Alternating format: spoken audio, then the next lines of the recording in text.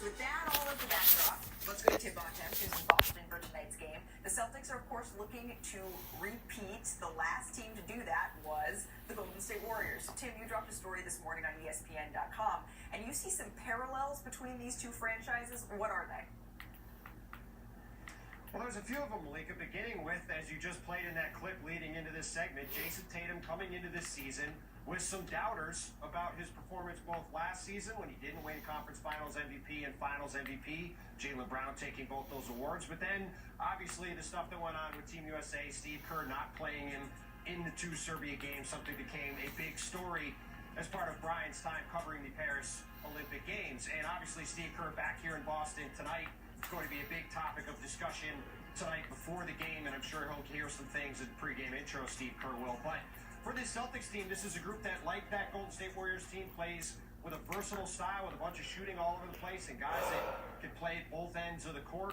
It's a group that added a guy in Drew Holiday that's a perfect glue piece like Andre Iguodala with that team back then. It's built around a couple perimeter stars of Jason Tatum and Jaylen Brown that are homegrown, like Klay Thompson and Steph Curry were back then.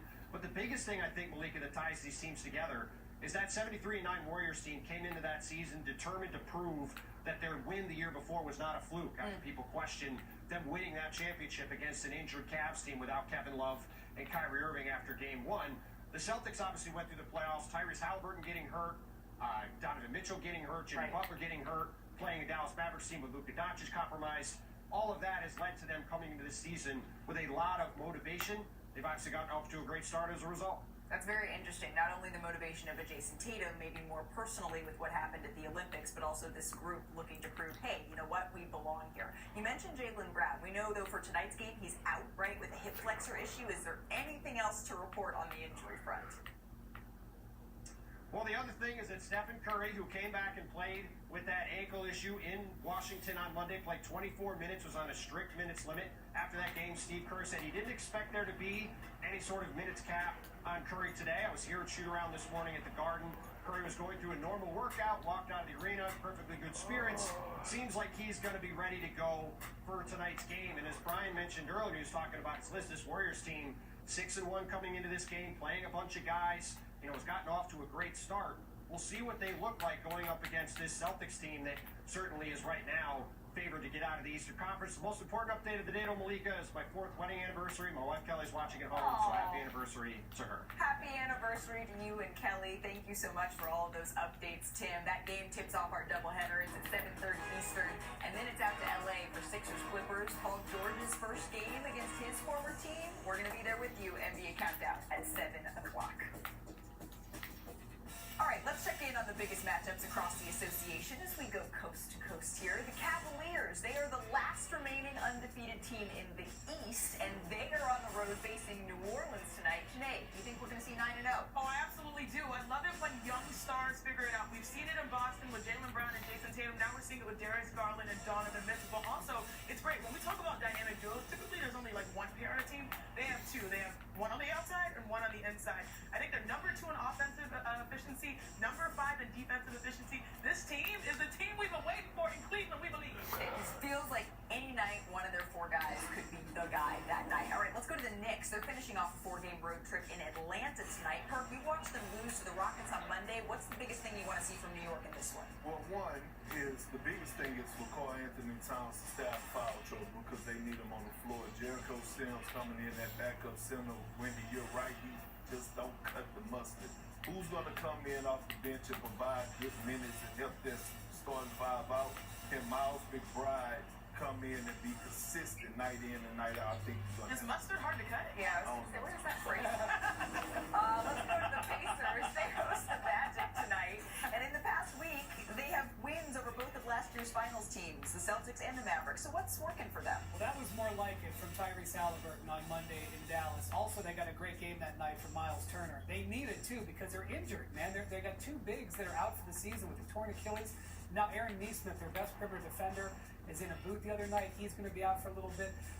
It does help they're playing a Magic team tonight that is really wheezing without Paolo Banchero. They're 29th in offense so far. It's totally undercut their great start. Wheezing is a great word.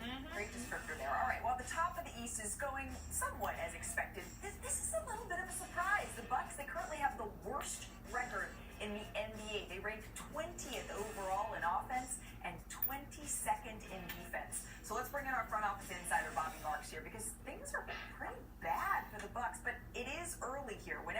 are starting to look a little bleak for Milwaukee. The question comes up of whether or not Giannis is going to look elsewhere. Is there any validity to that, Bobby? No, and I understand the narrative. Certainly a 1-6 Milwaukee team, and anytime a team like that is struggling, there's certainly going to be questions about the future of Giannis Antetokounmpo.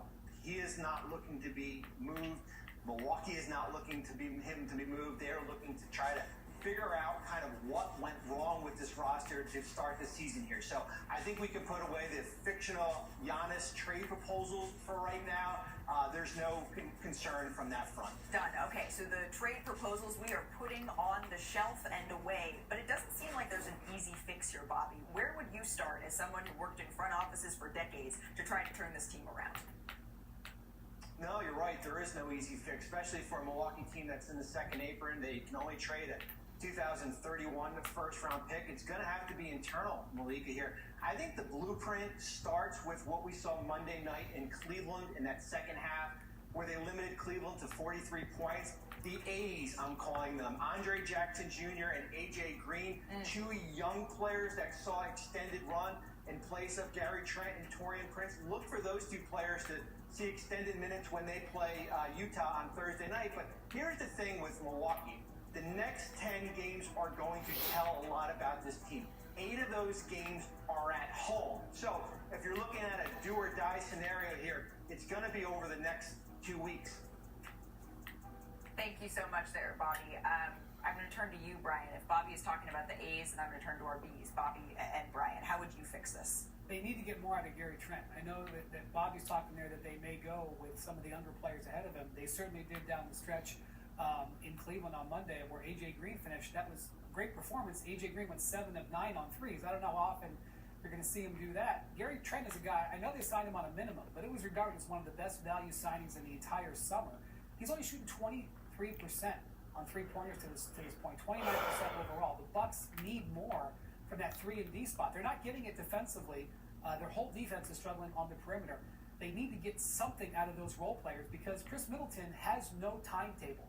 They haven't announced a setback, but it's very clear he's not progressing towards playing right now. Okay, so and that's a bit concerning. We've said this is early, right? This is early for Milwaukee, but I have a stat for you guys. Okay, hit us. I love stats. Over the last 25 seasons, do you know how many teams have gone 1-6 or 0-7 or worse and made the playoffs? 2. 3. At all. Yeah, you were close. That was close. So while it's not time to panic yet, that's pretty concerning. It's very concerning. And look, we keep talking about the offense, and Wendy, I'm with you. Like Gary Trent Jr., he should up his game for his 3-point shooting. But I would think that Milwaukee, with a healthy Giannis, still could be better defensively, right? Especially when you think about what him and Brook Lopez could bring together. And I know Brook Lopez is getting a bit up in age, but he's still 7'1". He's still got the capability of anchoring the defense and blocking shots. Like, it's something going on. That leadership role, that voice in the locker room is not there. And again, just because you're the franchise player, just because you're the All-NBA MVP doesn't make you a leader, right? A voice in that locker room, somebody has to bring that group together outside of Doc Rivers. The issue isn't necessarily the paint, it's definitely the perimeter. And I agree, it's still very mind-boggling to me that you can have Giannis, who averaged 30 and 12 on 60% shooting last year. Dame Lillard, one of the most clutch performers. So if more games are close this year, you would think that he'd be a separator, and they are on the struggle bus. What I look at this and see is that in the NBA, duos are not enough.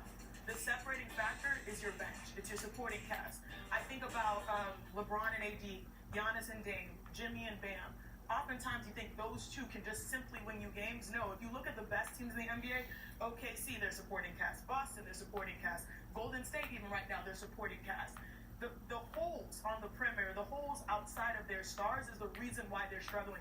This NBA, where like you could have 1 leader, 2 leaders, 2 scorers that give you 60, that's not going to guarantee you wins. It's the rest that actually does it. Bobby has more on this. Yeah, I just think we need to condition our minds to think that just because a Chris Middleton return is going to fix everything. We don't know when the timeline of when Middleton gets back to this roster, and as we said before, how this roster gets better and how it improves over the next 3 weeks is going to be within. And if it isn't within, they're going to find themselves fighting just to get into that back end of certainly the playoff race here. The good thing is this Eastern Conference is not the West. When you look at the Eastern Conference right now, Brooklyn is in the 3 seed right now. So it does allow you to kind of figure out where your roster is. Yeah, and I would say they lost these last 2 games by 1 possession. Okay, and Giannis didn't even play Monday in Cleveland. And had they won those 2 games, they would be like in 5th place right now. But I would also say the standard for this team with Dame and Giannis compete with Boston. And if you watch them play and you watch Boston play, they're not in the same league. So that's a problem. Thankfully, there's a long season. Bobby, thank you for stopping by and clearing all of that up for us. All right, coming up on our show, Paul George. Why did he call his exit from the Clippers, quote, shocking? We hear from PG ahead of his return to LA. How do you think fans are going to greet him, Kirk? I don't know. They should cheer. Well, we I think they should cheer. I mean, that was a bad break.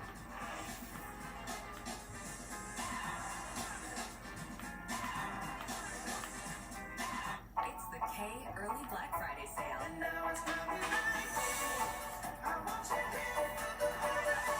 Savings like these make wishes come true. Only at K. Brisket is back at Chipotle. Seasoned, smoked, seared, spiced, sauced, bold, and guapped. It's a whole new kind of brisket done the Chipotle way. This message is for anyone and everyone with Medicare. Do you have the coverage you need? Medicare plans can change every year, and right now is the 2025 Medicare Annual Enrollment Period. Do you know about Medicare Part C plans, also called Medicare Advantage? Are you confused about what a Medicare Part C plan covers and what benefits you can get in your zip code? Different Part C plans are available in different parts of the country. Do you have the coverage you need?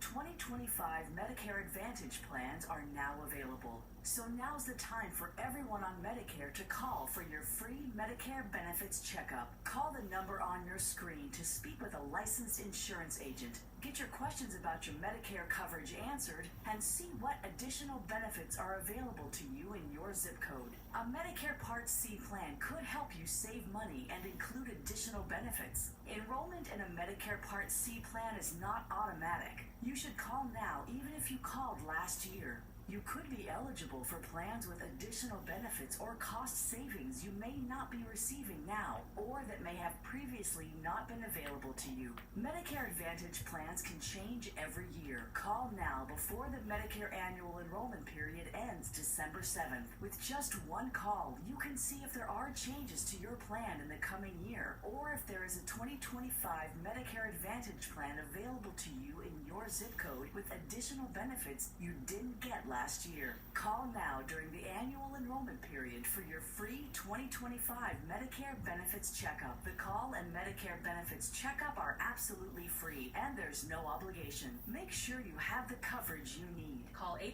800-515-6809. That's 800-515-6809. 800-515-6809. The SEC on ABC. A high-stakes triple-header Saturday. At noon, the Gators aim to upset the Longhorns in Austin. Anybody can get anybody on any given Saturday. Then at 3:30, the playoff push continues as Georgia battles Ole Miss. And Pickens' offense at traction against Kirby Smart's defense. And in prime time, Alabama and LSU collide in a pivotal showdown. This feels like a possible elimination game. The SEC on ABC, all day Saturday beginning at noon Eastern. Now is raw. How hard is it to see it like this? Our house is no longer here, but we are here. Now is real. Let's break down what we know and then the big question still outstanding. News for the generation of now is NBC News Now.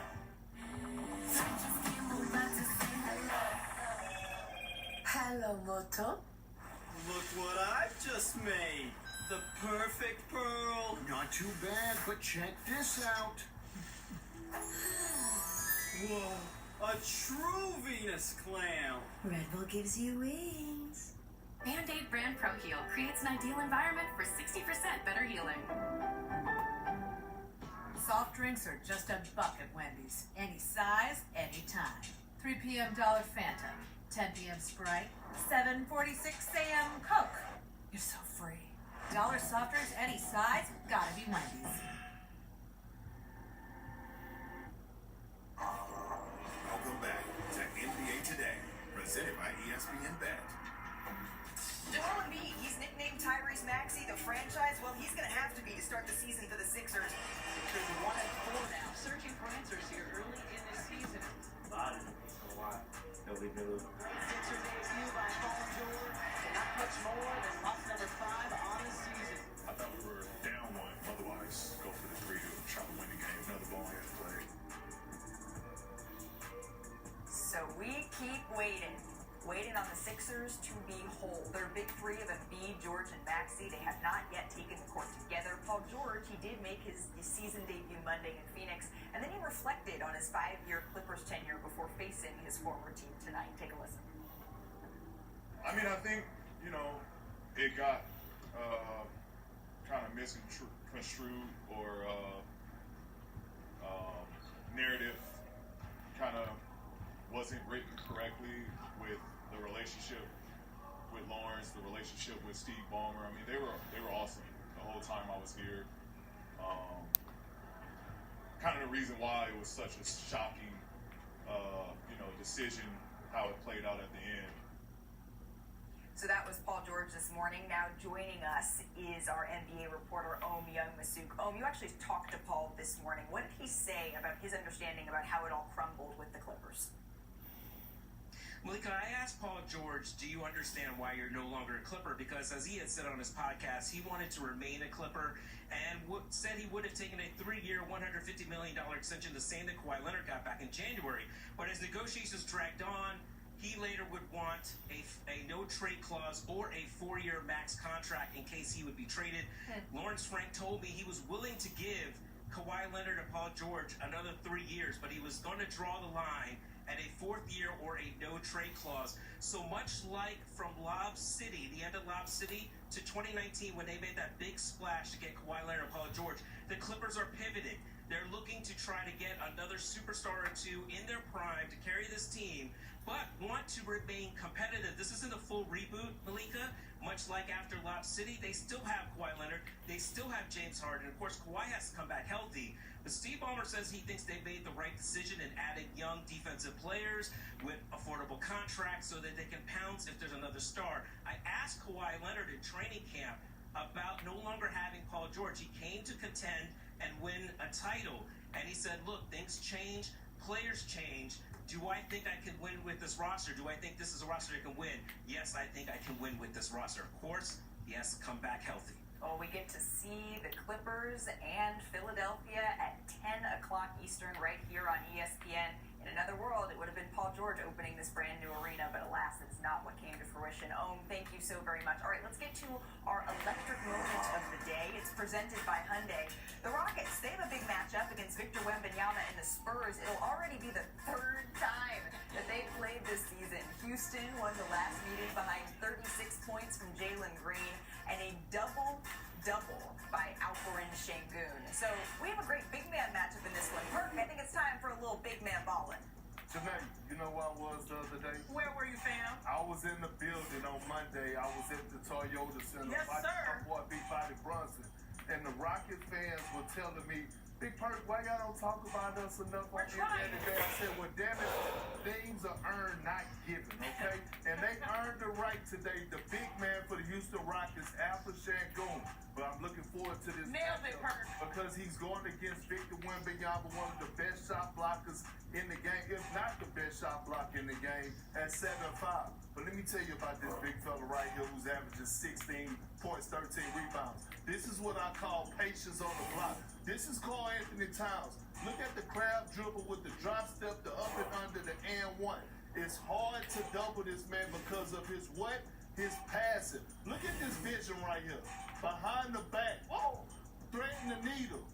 Nice dump off. I call him Baby Jokic because he has the complete package. He can board, he can score, he can drop dimes.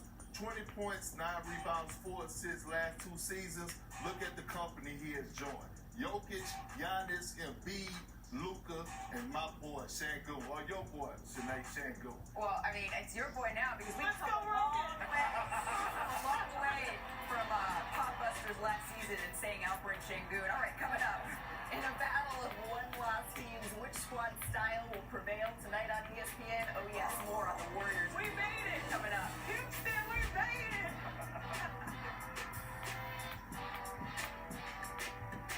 On a reflective Fansville by Dr. Pepper. Dad, do you ever feel like college football is being changed by all this corporate money flooding into the sport? Sorry, I missed that. I was just grabbing a delicious ice cold Dr. Pepper. Just feel like the brands are taking over. Dr. Pepper, strawberries and cream for my two thirsty boys. You see what I mean? You're overreacting, pal. That's the Aflac duck. It's a normal duck. He's waving a branded flag. It's a penner. My whole life is a commercial! College football, it's a Pepper thing. If you have generalized myasthenia gravis, picture what life could look like with Vyvgart Hytrulo, a subcutaneous injection that takes about 30 to 90 seconds. For one thing, could it mean more time for you? Vyvgart Hytrulo can improve daily abilities and reduce muscle weakness with a treatment plan that's personalized to you. Do not use Vyvgart Hytrulo if you have a serious allergy to any of its ingredients. It can cause serious allergic reactions like trouble breathing and decrease in blood pressure, leading to fainting and allergic reactions such as rashes, swelling under the skin, shortness of breath, and hives. The most common side effects are respiratory and urinary tract infections, headache, and injection site reactions. It may increase the risk of infusion-related reactions and infection. Tell your doctor if you have a history of infections or symptoms of an infection. Talk to your neurologist about Vyvgart Hytrulo for GMG and picture your life in motion. I'm a forgotten subscription. Poor guy signed up for referee trial a year ago. I forgot to cancel. You ready to go? Now he pays me $18 every month. What? You want to go? Don't let this happen to you. Up to Lima with me? Yeah. Okay. We'll get your shoes and stuff on and Is it? get ready. I'll be out in the car, okay? Because Prize Pickers looking you over $50 Just no matter. your first You might want to grab a sweatshirt. I ain't gonna lie. You stop talking. On the right side, got you $50. New members download the I don't need this sweatshirt. I like the cord. Call TV, Prize Picks, run your game. A natural diamond for every milestone, for every moment that makes us, us. The Milestones Natural Diamond Collection, new and only at K. Did you get the Duracell batteries? What's the matter? Batteries are all the same. Incorrect. Only Duracell is built different with Power Boost ingredients. That's right. Power Boost ingredients are a unique blend of nickel and lithium. No other batteries have them. Power Boost. At Papa John's, the Shakaroni is back. It's our extra biggie, ultra phony, super pepperoni pizza. The biggest of the big. With more cheese, more pepperoni, and more shack. Get the Shakaroni for $12.99. Only at Papa John's. Only now earn rewards. Deal. When you pop open an On the Rocks cocktail, you get masterfully mixed magic that takes the vibe uptown. Bartender created cocktails anywhere on the rocks. Spend less time making cocktails and more time making memories. Introducing Bartesian. Premium cocktails at the touch of a button. Get our best Black Friday deal now. At Bartesian.com/deal.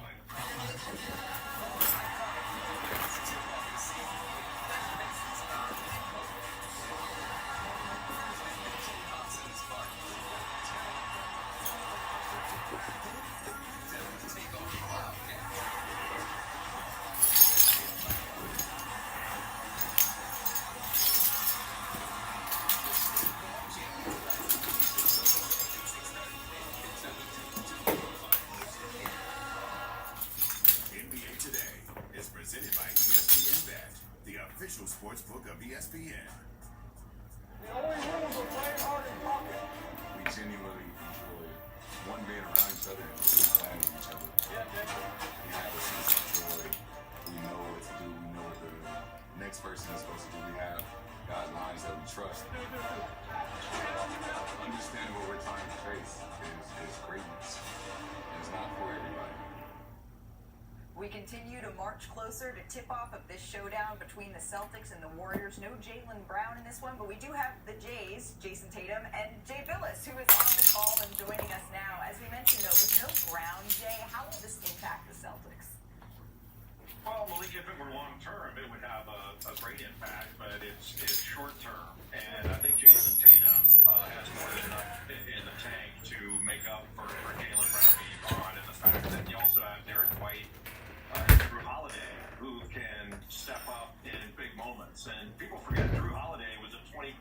scorer when he was with New Orleans. He'd had 5 years in this league where he's averaged over 19 points a game. He's a baller, but Jason Tatum has been spectacular to start this year. He's averaging 30 points a game. He leads the Celtics in scoring, rebounding, assists, and steals. I mean, it's been 3 years in a row he's been first-team All-NBA, and I think this is going to be number 4. 3 games on the season where he's had 37. Tatum is playing at an incredibly high level, and this is a team in Boston, as you know, Malika, that is on the cusp of the evolution of the game. I mean, they're making 19 threes a game and taking 50, and they're good ones. They're not jacking up bad shots. They're good ones. And that's something we usually have grown accustomed to the Golden State Warriors seeing. So on the other side, they've rattled off 4 wins in a row, but this road trip is going to be a test. Do they have enough perimeter defense to handle that 3-point shooting that you're talking about from the Celtics? If anybody does, I think they make a great case for it. Steve Kerr has seen his personnel improve on the defensive end, and as a result, they're really defending the 3 well. But one of the reasons I think they're defending the 3 better than last year is they're doing a great job of guarding the ball. They're staying in front of the ball better. They're playing 12 guys, so everybody's fresh all the time. Draymond Green looks like a much younger player than he is. He's playing at a really high level. He's averaged 15 points a game over his last 3, and he's their leading rebounder and assist guy. So can they stop this Boston Celtics 3-point attack? I think they can slow it down a little bit. I don't think you're going to stop it. Boston is just too powerful playing that 5 out when Al Horford's in the game. But heck, he's shooting 52% from 3. That stretches your defense. Jay, this is the start of an incredibly difficult road trip for the Golden State Warriors, who have been playing pretty well up until this point. If they are to start this off on the right foot, is that what it comes down to, or is there something else that they can do to tip the scales to really be in this one tonight? Well, they have Steph Curry back, and Curry had 24 in their last game against Washington, and to have a weapon like that back in your lineup is obviously really significant. But this is going to be a huge test. I don't want to say a final exam. It's too early in the season. But to play at Boston, at Cleveland, at Oklahoma City, arguably the 3 best teams in the league, that's a murderer's row. But they're gonna get a report card from this, and I think it's going to be even if they don't win the games, the fact that as long as they're competitive in these games, I think puts their process in a really good place toward the end of the season. Dave Billis, we have so enjoyed hearing you on the call for NBA games so far this season, and we get to hear you once again tonight. It is time now to make some picks, though, my friends. So let's set the pick. It's brought to you by ESPN Bet, the official sportsbook of ESPN. We like to keep Wendy in the corner in this segment. So, Shanae, Warriors, Celtics, who you got, sis? Celtics, I feel like, it's going to be an opportunity for Tatum to show up. And so I'm going with Steve. Look, I know they're going to be mad at me. Originally, I was going to pick the Celtics, but after thinking, my thoughts, once my mind gets wandering on this show, I'm actually going with Golden State. Why? Jaylen Brown tonight. Wow. Yeah, I think Steph. We should make a little side bet today. Right? You already owe me fix. Make a little action off the books. You already owe me. I delivered on my bet. So notice how the graphic is not popping up. That's because Perk's thoughts have been swirling to the point and changed. So you're going. Sorry, Tony. Yeah, I'm going. You're percolating and you're. We should run it up. All right.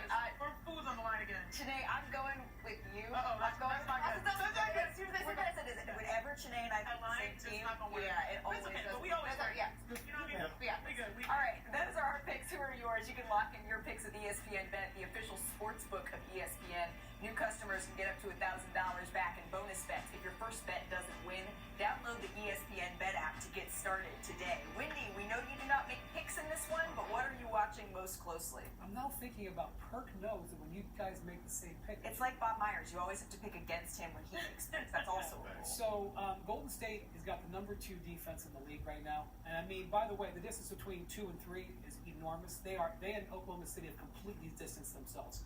Can their defense hold up under the onslaught of that 3-point shooting? It's going to be a great test. Still no Kristaps Porzingis, no Jaylen Brown. They're deep. They got perimeter defense in the Golden State Warriors. This is a perfect opportunity for Steph to steal the show. He's going to owe us some gumbo. MVP. No, Logan. All right. We'll see you on NBA Countdown in just a couple of hours. Welcome to NFL Live. Players and coaches across the league speaking today. You're going to hear C.J. Stroud in a tough matchup with the Lions. You don't want to miss what Dan Quinn had to say to the Commanders' newest addition, Marshawn Lattimore. He was just a little excited.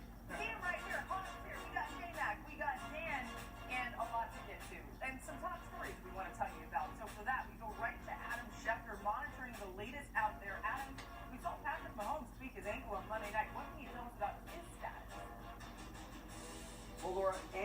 Chiefs head coach said today there are no limitations for Patrick Mahomes during practice. You saw him come back to that game, finish strong, and he is practicing today and looks like it will not be an issue for Sunday's game against the Broncos. Mahomes is expected to be out there after a full practice today, despite the fact that he did hurt that ankle on Monday night in that win over the Buccaneers. As for Dak Prescott or Jalen Hurts, you have a situation there where he wasn't participating in the early portion of practice today. We are awaiting the Eagles injury report to see how they list him today, what exactly is bothering him, but clearly there is some sort of injury issue with Jalen Hurts that prevented him from practicing today. Meanwhile, Jerry Jones said yesterday the Cowboys are likely to place Dak Prescott on injured reserve. That would sideline him 4 games and into December. At that point in time, it would be up to Dallas to keep the season alive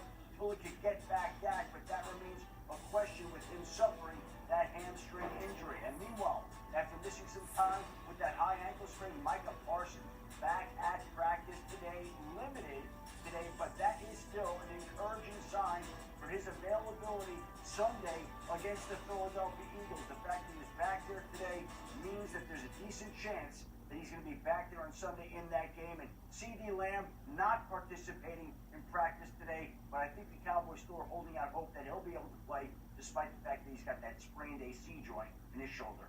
Yeah, Mike McCarthy, Adam, spoke to the media today. He talked about the differences between Dak Prescott and Cooper Rush at quarterback. I mean, they were different numbers. Every quarterback's different. You know, their throwing motions are different and things like that. But Cooper has a lot of experience. He's played a lot of football. You know, he's been playing football since preschool. I mean, he's that type of guy. You know, that type of player. Dan, if the Cowboys have any hope of winning this game against the Eagles, what do they need to do? Stop the run on first down. I mean, that's really the difference with this Philadelphia Eagles football team post-bye. Is Kellen Moore has come and said, I want to break the record for how many runs I can call on early down. And if the Cowboys have any chance, it's going to be okay. You got to slow down this first down run game. Look at the amount of yards per rush. They're top 6. Second when it comes to yards before contact. The amount of chunk runs, 10 or more yards, is an issue. So how are the Cowboys going to do that is the biggest question. We know that's been their Achilles heel this year. I mean, J-Mac, how do teams really try to stop the run early down? You got to commit more people. Right? So it's bodies. But then the alternative is, what's the second thing that they would do as good as anybody? Explosive plays. Right? So it's like, you guys practice that? No. That's the challenge, I think, for them to have any shot. Is can they commit to people early on to stop the run, but also don't become just unbelievably vulnerable to those shot plays? Absolutely, and maybe Micah Parsons being back helps that because now you can maybe commit more people to the run, but he can get home when it comes to those explosive passing.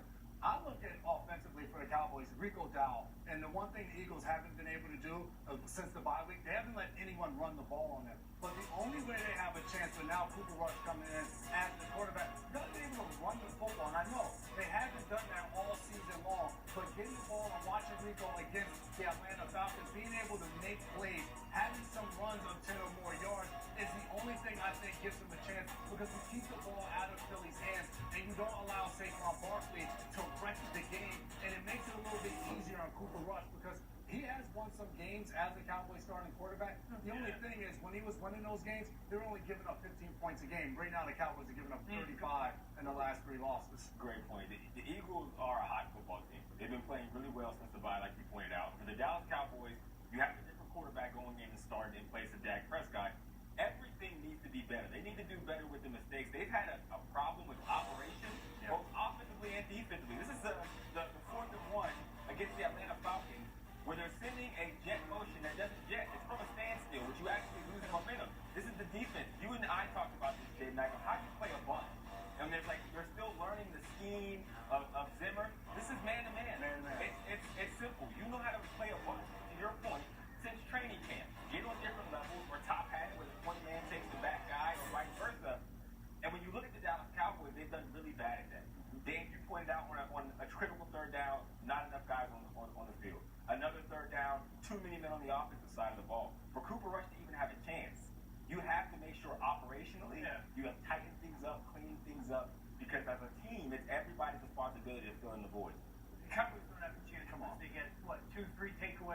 turn him into points.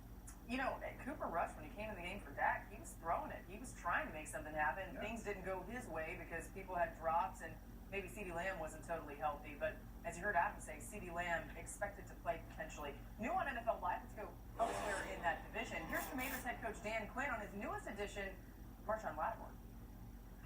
Yeah, I'd say you had me at hello. You know? This was easy, man. To get acquire a player of Sean's caliber, the toughness, the physicality. We're adding a real dog-ass competitor into a group of guys that like to fight and like to battle. We're not going to miss a moment, you know, to add a competitor.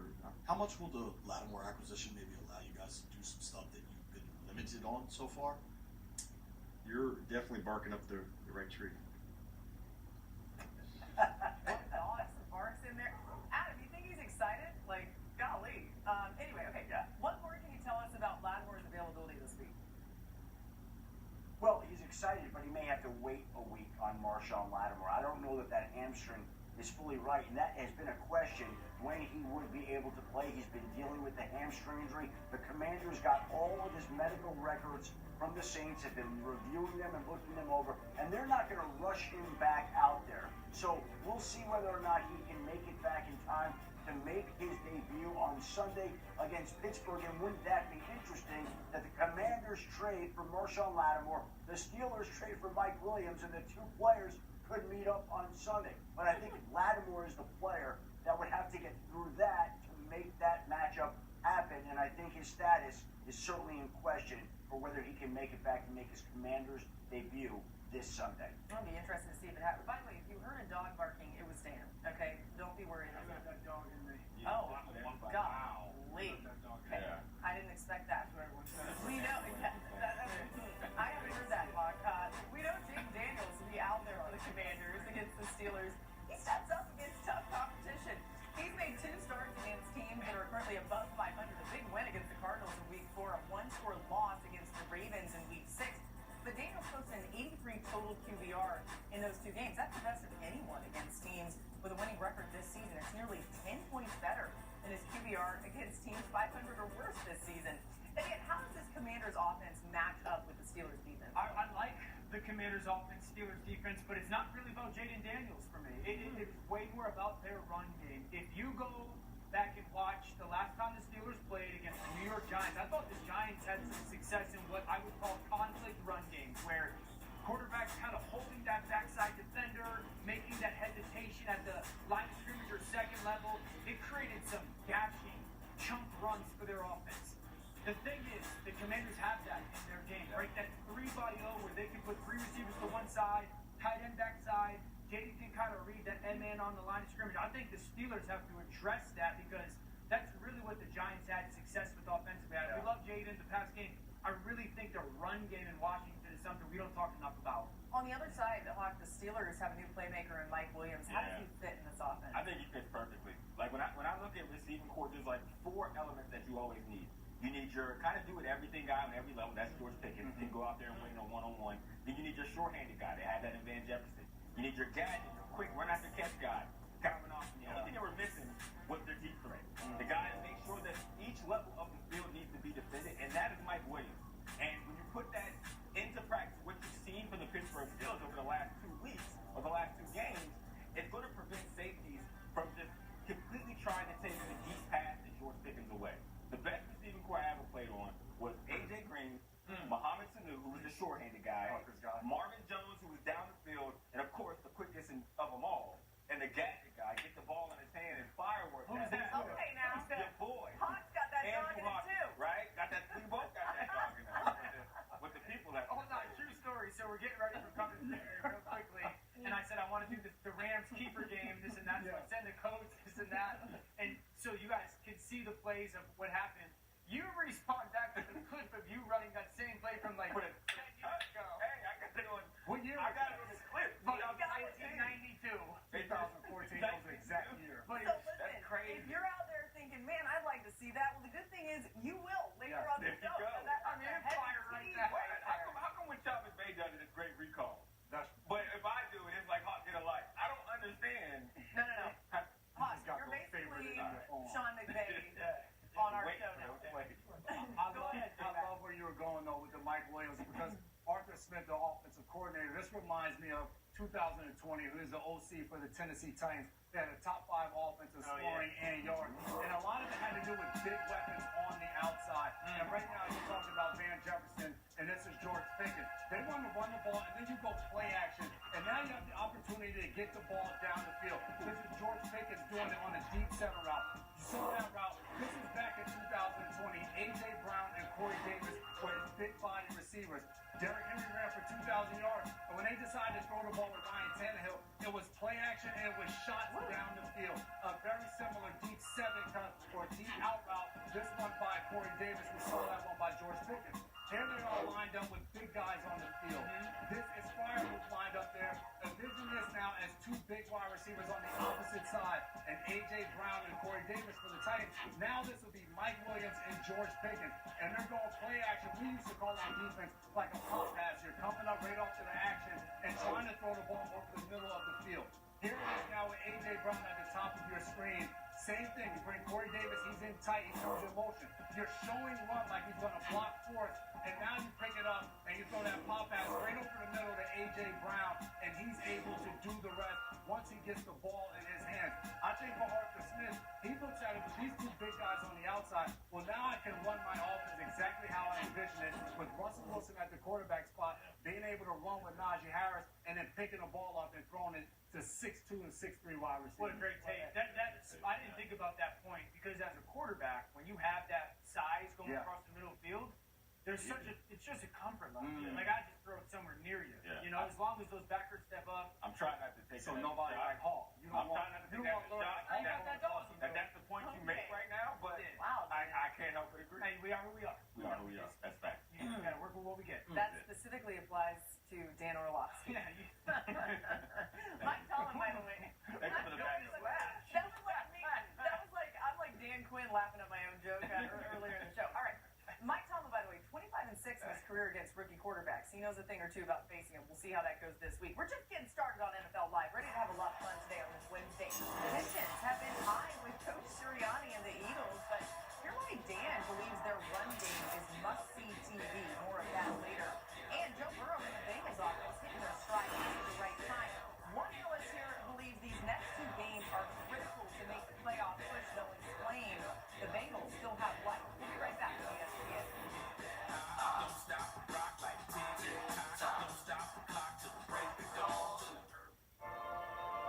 When you pop open an On the Rocks Cosmo, you get masterfully mixed magic that takes the vibe uptown. Bartender created cocktails anywhere on the rocks. It's the K Early Black Friday sale. And now it's Savings like these make wishes come true. Only at K. Oh, it's better than 1 Papa John's pizza or 2 Papa John's pizza for only $6.99 each. Only at Papa John's, bundle 2 or more Papa Pairings menu items for $6.99 each. Get your favorites for $6.99 each. Better ingredients, better pizza. Better get you some Papa John's. Send those pics in. What we running with today? You already know. Joe, Trav is about to go off tonight. Facts. That's the play. Run it, and I'll see y'all tonight. Might have to run that. I told y'all to run that. Come on now. You said it. Download the PrizePicks app today.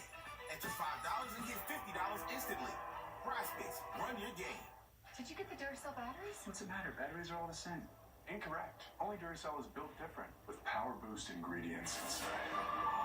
Power Boost ingredients are a unique blend of nickel and lithium. No other batteries have them. Power Boost. When migraine strikes, do you question the trade-offs of treating?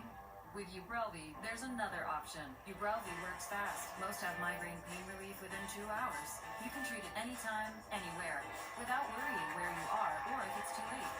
Don't take with strong CYP3A4 inhibitors. Allergic reactions to Ubrelvy can happen. Most common side effects were nausea and sleepiness.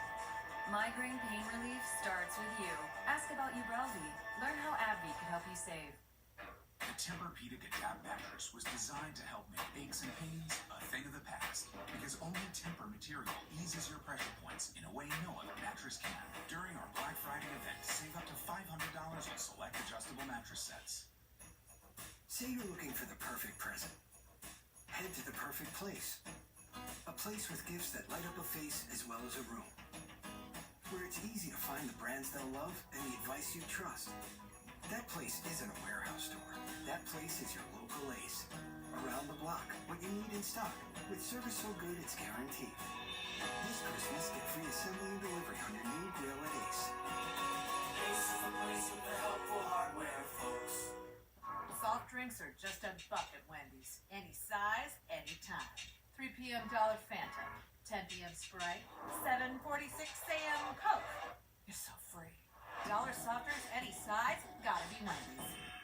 I was paying for my ex's meal delivery subscription for a year after we broke up, and I'd still be paying for it if it wasn't for Rocket Money, an app that shows you all your subscriptions in one place, and you can cancel the ones you don't want with just a few taps. Take control of your finances with Rocket Money today.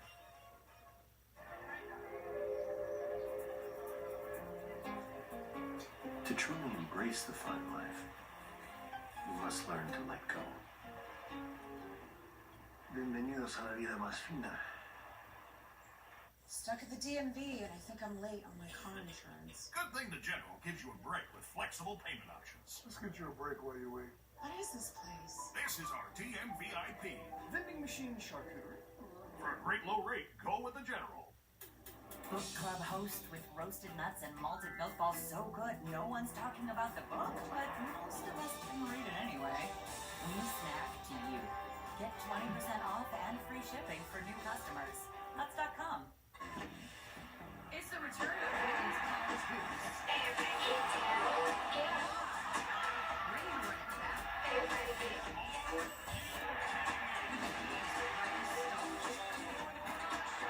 Must-see matchups and off the charts. The 2024 Allied Tip-Off, NC State, South Carolina, Sunday at 3 on ESPN. The Sunday NFL Countdown Crew has you covered for Week 10 at 10 a.m. And the Monday Night Countdown Crew gets you set for Dolphins Rams at 6. 2-hour show from SoFi Stadium, both on ESPN and the app. No NFL Live. Here's Jim Harbaugh on the importance of middle of the season in the NFL. The middle of the season is always critical that way. Bill Belichick talks about the middle eight in a football game. I mean, there's a middle eight in a season too. You could break it down, that way. 6, 7, 8, 9. Those are important games. The only joke I know is why was 6 afraid of 7? Because 7, 8, 9. 6, 7, 8, 9. Those are big games. I'd love to look at the end like that was good. Okay, the Chargers on a 2-game win streak. How have they found success? Yeah, it's Harbaugh. Coach Harbaugh is exactly what it is. He's done the right thing by spoon-feeding this offense, making sure it's built the right way, and built it from the foundation up. And he's now getting more production out of people that he didn't previously. Quentin Johnston is a guy that I'm pointing to. Obviously, a big game last week against the Cleveland Browns. Since the beginning of the season, we remember the narrative around this wide receiver in the offseason after his rookie year. And slowly but surely, he's continued to take strides and steps, and then have a player who's come back from injury last week that they can depend on. Yeah, Sunday was the first 100-yard game of Johnson's career. 4 catches for 118 yards. Love to see it. Let's go to Buffalo next. They've won 4 straight. Josh Allen talks about getting the offense rolling early in games today. It's a good feeling when the switch is on, and hopefully we can get that switch turned on when the game starts. Whether it's early on, just again being mentally prepared, ready to go, but also like wearing on teams. Committing to the run game and getting the screen game involved and taking our shots, but when they're not there, checking it down and making sure that we're holding on to the ball in every possession. The more plays that you can run, the more opportunities that you have. J-Mac, what impressed you about Josh Allen's performance on Sunday? Man, the amount of guys he's thrown the ball to. You saw one where he was thrown to 3 different receivers. Ray Davis scored a touchdown. Quentin Moore and Matt Collins. Josh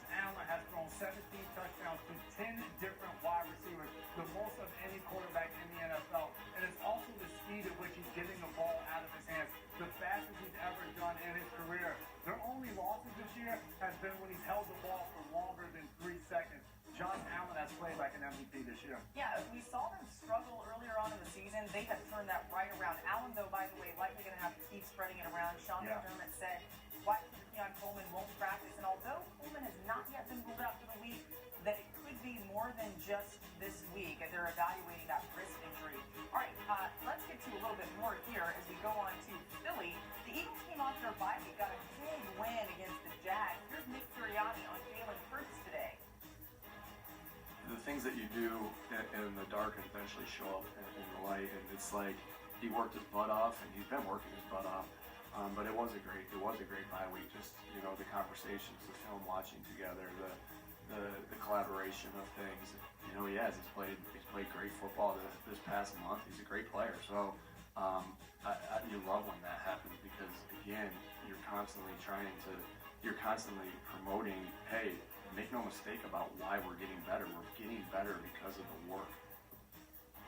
I like that. Dan, what was the key for the Eagles offense on Sunday? Well, a little bit is getting back to the ability to have the quarterback run and zone read, or what we would call almost like a gap scheme quarterback run for their offense. In the way that they've taken Saquon Barkley and said, okay, if they want to go zone read, Saquon, be in the pistol so he can get his shoulders downhill, and that allows that offensive line to get downhill with essentially triple team. They're reading that defensive end. If he stays wide, what goes to Saquon? See how he got pressed through the line of scrimmage instead of being on the hip?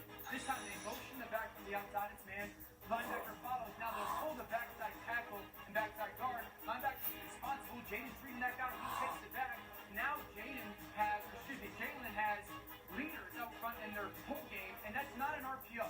That is the zone read or counter quarterback bash where Jalen is reading the end man on the line of scrimmage. Now I think them figuring out how they want to operate that either quarterback run or hand it to the back run has really been another change since the bye week.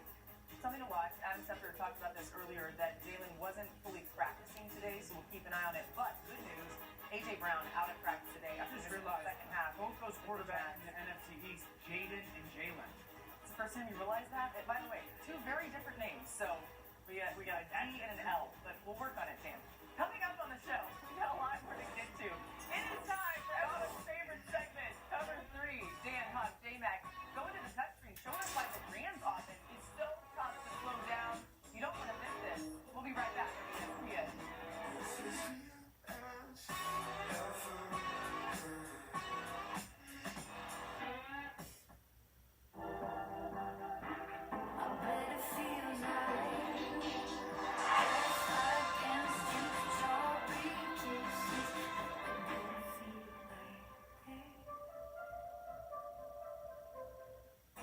People are good. For laughs, for snorts, for cries, and goodbyes. People are good for doing nothing or getting up to sunset. People are good. For you, Jim B. Best enjoy it together. Look, I got the new iPhone 16 Pro at Verizon. Apple Intelligence is pretty awesome. You can get it when you trade in any phone. Whoa, whoa. You're seeing this review.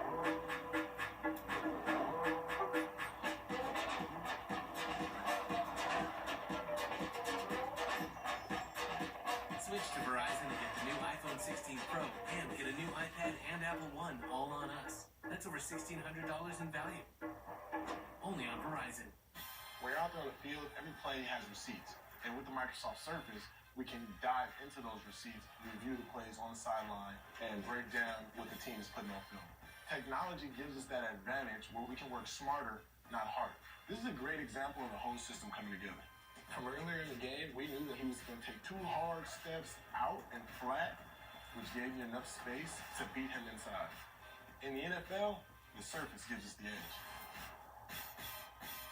This is an important message for everyone on Medicare. Right now is the Medicare annual enrollment period, and today we are talking about Medicare Part C, commonly called Medicare Advantage. If you don't have a Medicare Part C plan, call now. You may be eligible for plans in your zip code with additional benefits or cost savings you may not be receiving now, or that may have previously not been available to you. Different Part C plans are available in different parts of the country, so don't wait. Call the number on your screen now. If you're on Medicare, you can call even if you called last year. We will check to see if there is a Part C plan available in your area with additional benefits or cost savings. Call to speak with a licensed insurance agent before the end of the annual enrollment period. You don't get Medicare Part C benefits automatically, so call now for your free 2025 no-obligation Medicare benefits review. Just call 800-513-0263. 800-513-0263. How does the know-it-all know it all? With NFL Red Zone on NFL Plus Premium, he hasn't missed a Sunday afternoon touchdown in years. He watches 7 hours of non-stop football action. Impressive. And with all the end zone analysis and insider intel, Red Zone helps the know-it-all know everything that's going on. Hey, son, what's my opinion on the NFC North? Which means that with NFL Red Zone on NFL Plus Premium, you too can be a football know-it-all. Just to be playing against each other all these years later, it's a lot of fun. Every game is like his last game.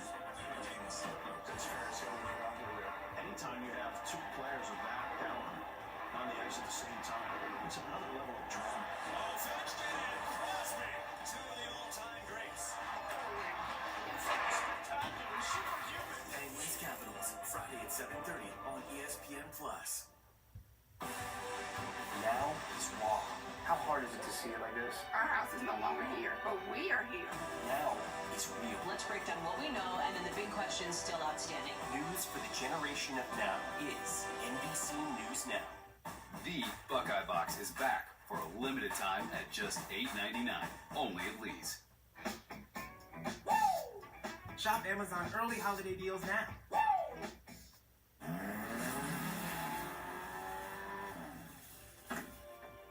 We'll never reach our dreams without chasing them down first. Spectrum One for business. Get all the connectivity your business needs for the lowest price around. It's the Ashley. You can get 0% interest for 72 months Black Friday event. On now.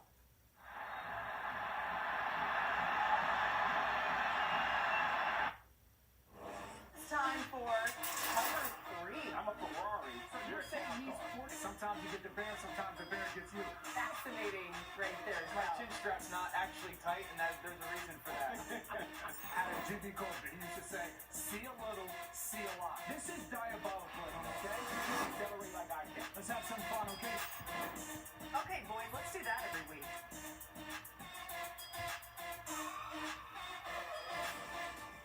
Alright, so let's talk about a team that comes off a massive comeback win, the Los Angeles Rams, and trending to the playoffs and figuring out some of the schemes that they're going to on a consistent basis. Yeah. Now, this is a scheme that we call the keeper concept. So many people at home know it as the bootleg, where the quarterback takes run one way and he's going to find a different receiver in the different parts of the field another way. So I want to show you guys at home a couple things. Number one, we're going to show you 4 different clips.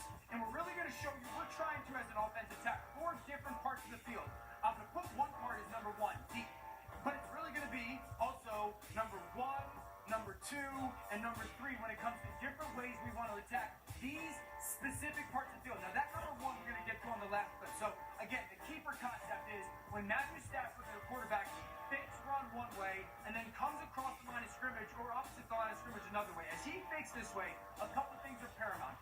Naked means there is no blocker on the backside, meaning as a quarterback and I bootleg out here, there is no one protecting the line of scrimmage to give me that edge. The Rams, when they call keeper, there's always going to be somebody. This time it's Cooper Kupp running what we would call a down flat. His rule is he wants to slam the line of scrimmage, and as he does that, to secure it, and then what we call a down flat late. Now, quarterback's coming out, and he's really reading this. Puka Nacua is number 1. That flat route here is going to be the number 1 person we want to get the ball to. Number 2 is going to be that crosser, and then number 3 is going to be that late down flat for that quarterback. The coach's point of the down flat is this is obviously a staple in the Shanahan run system offense. So you have to do a naked, no protection. You have to sell that we are running the football. So the down flat acts 2 ways. To make sure you're selling to the entire defense that you are running to that lane. Next point is there isn't like a route where you get to a certain point and you come out of it. It's a feel thing. Okay. Down flat, down flat, down flat. Who's the feel off of? The defensive end and the linebacker. So the moment I feel the defense start to flow towards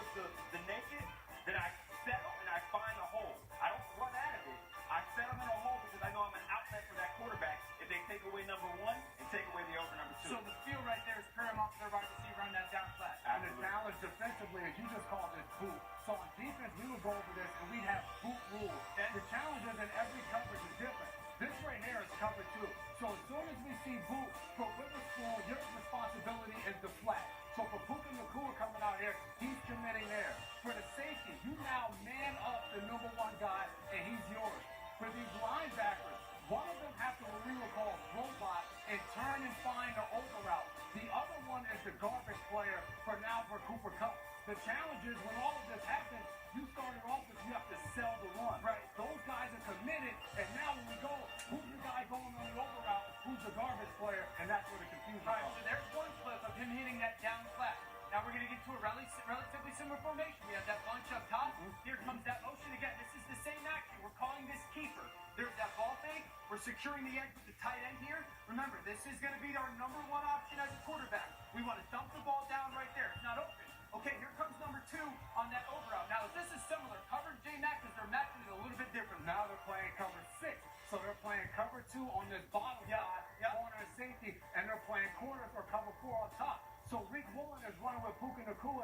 He's now his. The linebacker is still roboting trying to get to the over route. He can't do it because that run fake. The run fake. And now when I'm turning to get there, it's too fast. And now this is my short quarters player. He now has the flat, and he takes Cooper Kupp right there. They have that part covered.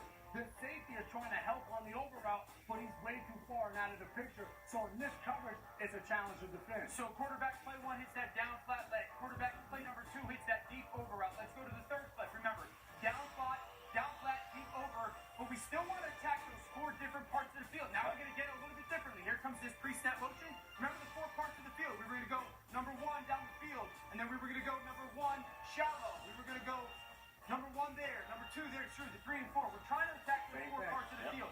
This time they almost flush it real quickly with Puka Nacua being that person that outflanks everything. You still protect it with that tight end, but that ball gets out to the flat right now, and that defense sifts in because of that run. You see that backside? Watch this defense right here. See how they sift in? We've now out-leveraged it, and that's an easy flat route. The corner blitz. Easy, yes. Both Easy corners are completion. coming now, and the late motion kind of throws them off. You don't have time to recover. All right, so now 2 by 2, we've seen the down flat, we've seen the over, we've seen the flat right away. Now this is going to be the one that ends the game. Remember when I first started this, I said, hey, this part of the field is the number 1, but it's the only number 1 twice a year. Where we see pre-snap, we might have a chance to take a shot. As a quarterback, you sit back, there's no one back here at the middle of the field. So that number 1, when it comes to Robinson running this vertical route, becomes a very much so viable option. Now this is why keepers matter so much. Because Stafford comes out and makes a beautiful throw to Robinson. When you get the keeper game, and we talked about this, Hawk, you did a great job. This is phenomenal by Kupp because that's what gives Stafford this edge to get out onto the perimeter. It secures it. The thing that stands out to me, there's no one here making this a more difficult throw. But again, it's the same 4-pass concept routes-wise. Same one. And the thing that they've done beautifully on this play is if you pause it right when it starts and they take their angle, everything looks like run. So right here, his job always is to dig out the safety. So his eyes go here. His eyes go to the backfield because of the angle he takes, which creates the surface that gives the alert to Matt Stafford to see him immediately that there's nobody over top. I want everyone to hear that again. So you're telling me, because of the angle that Robinson takes, that this corner has his eyes and that safety has their eye in the backfield because it looks like he's cutting them off in the run game? And not only that, situationally. So now we're in overtime. You've already hit a big play on the other side of the field. You hit a boot play. So now you're in field goal range. Seattle's already possessed the ball. So for these guys on defense, there's nobody in the middle of the field because we can't give up an inch and give up a field goal, and now we lose the game. So to your point, for Rick Woolen, when he feels Robinson coming down on the crack clock, he's like, I have to replace right now because we can't give up anything. And that allows situationally him to get beat with his eye, and now he's trying to chase this play. Think about that. It's the same play. Out of 4 different formations, 4 different people had the ball thrown to them. Now, we talked about it. I think it's blurry. That's right there. So, again, we set the clip out. This is how we want to break it down. And this guy responds back with no text, just a video. Brian Hoyer. You want to get caught? You can go deep, or you can just get the ball in my hands and I'll do all the work myself, you know? I mean, you're butt naked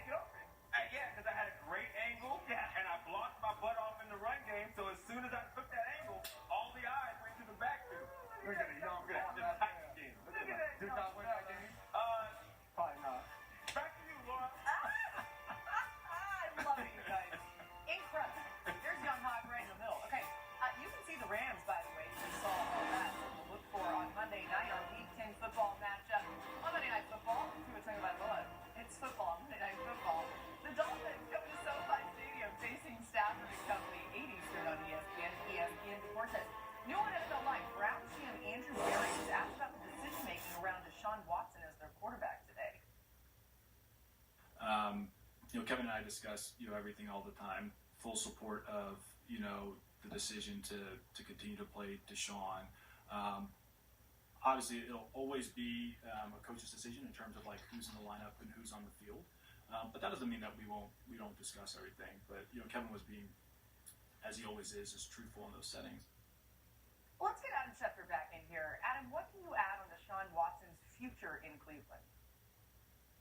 Well, it's up in the air. Today, Andrew Berry was non-committal about Deshaun Watson's future, and I think this is a team that knows it's going to have to address the quarterback position one way or another, Laura. They can't solely depend on a player coming off a ruptured Achilles who had surgery last month, who also has had a history of ACL. So they're going to have to look at the quarterback position, and we'll see what happens with Deshaun Watson, whether or not he can make it back from that particular injury. Meanwhile, Trevor Lawrence was limited in practice today due to an injury to his non-throwing shoulder. It was interesting, though, because the Jaguars signed C.J. Beathard off the Dolphins practice squad, put him onto their roster, and have to leave him on their roster. And they know C.J. Beathard, they like him, but the fact they added another quarterback tells you that Lawrence's left shoulder injury may be a little bit worse than being limited. And, of course, there's injury news tomorrow night. T. Higgins listed as doubtful for Thursday night's game against the Ravens. Offensive tackle Orlando Brown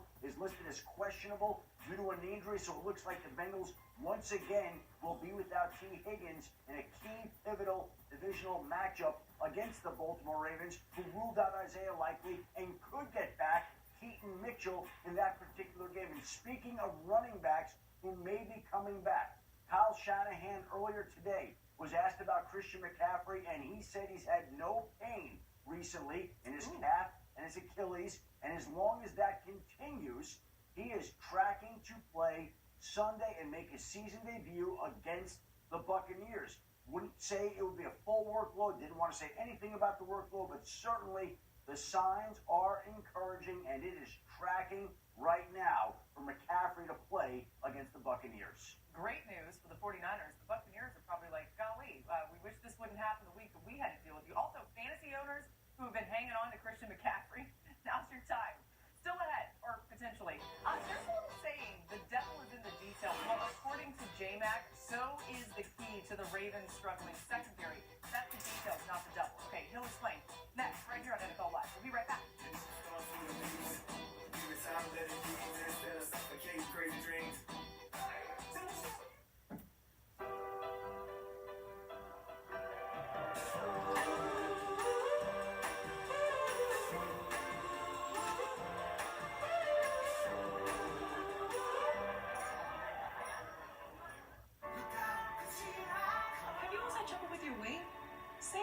Discover the power of Wegovy. With Wegovy, I lost 35 pounds. And some lost over 46 pounds. And I'm keeping the weight off. I'm reducing my risk. Wegovy is the only weight management medicine proven to reduce risk of major cardiovascular events such as death, heart attack, or stroke in adults with heart disease and obesity. Don't use Wegovy with semaglutide or GLP-1 medicines or in children under 12. Don't take if you or your family have OTC, MEN2, or if allergic to it. Tell your prescriber if you are breastfeeding, pregnant, or plan to be. Stop taking it with medical help right away if you get a lump or swelling in your neck, severe stomach pain, or any of these allergic reactions. Serious side effects may include pancreas inflammation and gallbladder problems. Call your prescriber if you have any of these symptoms. Wegovy may cause low blood sugar in people with diabetes, especially if you take medicines to treat diabetes. Call your prescriber about vision changes, if you feel your heart racing while at rest, or if you have mental changes. Depression or thoughts of suicide may occur. Common side effects include nausea, vomiting, diarrhea, constipation, stomach pain, flu or upset, headache, feeling tired, dizzy or bloated, gas, and heartburn. Some side effects lead to dehydration, which may cause kidney problems. With Wegovy, I'm losing weight. I'm keeping it off.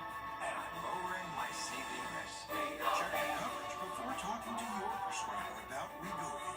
It's the K Early Black Friday sale. And now it's savings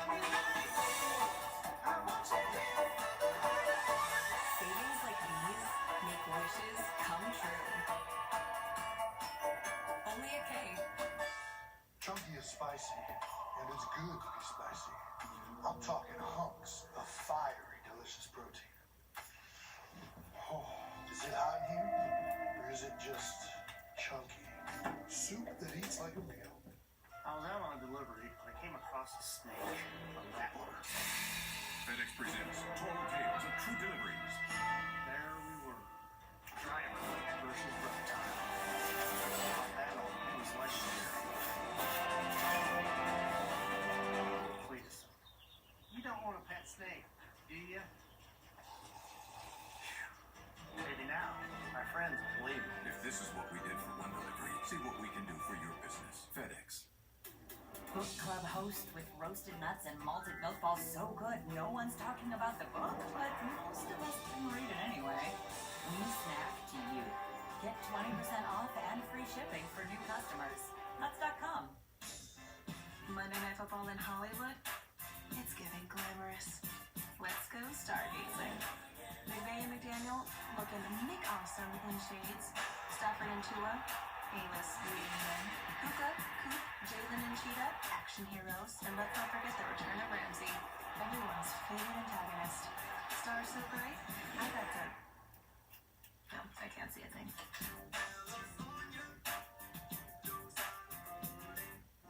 Thursday Night Football on Prime. It's on. Ready to have some fun? This week, Cincinnati heads to Baltimore as Thursday Night Football is on. Bengals Raiders at 7 p.m. Eastern, only on Prime. On a distant world, you faced the enemy. And all the while, you were vacuuming. Audible.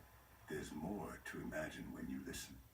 I am crushing this speech. Everyone looks very entertained by what I'm saying. Or maybe they just like this suit from Men's Warehouse. It is a nice suit. Oh crap. I forgot I'm still giving a speech. Hi folks, I'm Pro Angler Mark Rose. Hi, I'm Larry Potterfield with Midway USA. Thanks for your business.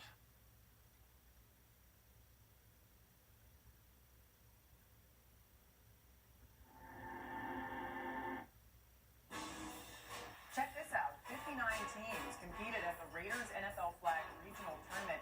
The Apex Predators competed against 11 other girls teams in the high school division. They won it all. They were awarded a $2,500 travel grant from the Raiders to head to their fourth straight NFL Flag Summer Championships in 2025. Here's the schedule for the rest of the regional tournaments. Next up, the New England Patriots tournament on Saturday. And don't forget to find a flag near you. Go to NFLflag.com.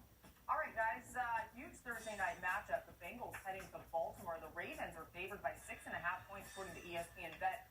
The short week presents an extra challenge for both teams. Jamar Chase had some thoughts on that as they prepare for this huge matchup tomorrow. Obviously, it's crunched down by a lot. So feeling you like cramming for a test back in school. What's the short week? I didn't study in school. But it's a lot, you know. But you just gotta stay focused. You know what I'm saying? You just gotta really lock in. So the Bengals are coming off a season best 41 points in a win over the Raiders. Burrow now ranks second in the league in total QBR. Cincinnati ranks sixth in the league in offensive points per game. They're third in a couple key metrics: third down conversion rate, red zone touchdowns. Over the last two games, they've converted on nearly 2/3 of their third downs. Now, it is worth pointing out, we just heard the report from Adam that it sounds like T. Higgins is at least doubtful. What? If not for their defense, he would be at the very top of the MVP race. He's been fantastic. He probably is not getting enough credit. Hawk, what has impressed you most about this Bengals offense? Everything. I mean, the numbers look great. Trust me. When you're watching the game and you're watching its operation of the offense, that last game against the Raiders with no T. Higgins, I mean, by the time they got to 30 points, I think he had only thrown like 3 passes past 10 yards. And that's significant because what he's doing in quick games at the line of scrimmage, you talk about seeing it and knowing exactly where to go with the football and decisive, breaking the defense horizontally. Like, they could not break quick enough before Joe Burrow knew exactly where to go with the football. And it made everybody on that offense better. He is just seeing it. That's what he's special at. Getting to the line of scrimmage and seeing what the defense is doing and knowing where and how to get there with the football. He's doing it the best he has in his career. I got to give Cincinnati credit, too, because this is way more of a complete and diverse offense scheme-wise than it was years past. Remember week one, I was like, the offense they run is dead. It's dead. And their credit, they changed it. I like the fact that some of the 12 personnel play action, I know Eric All got hurt, but Drew Sample's still capable of it. Joe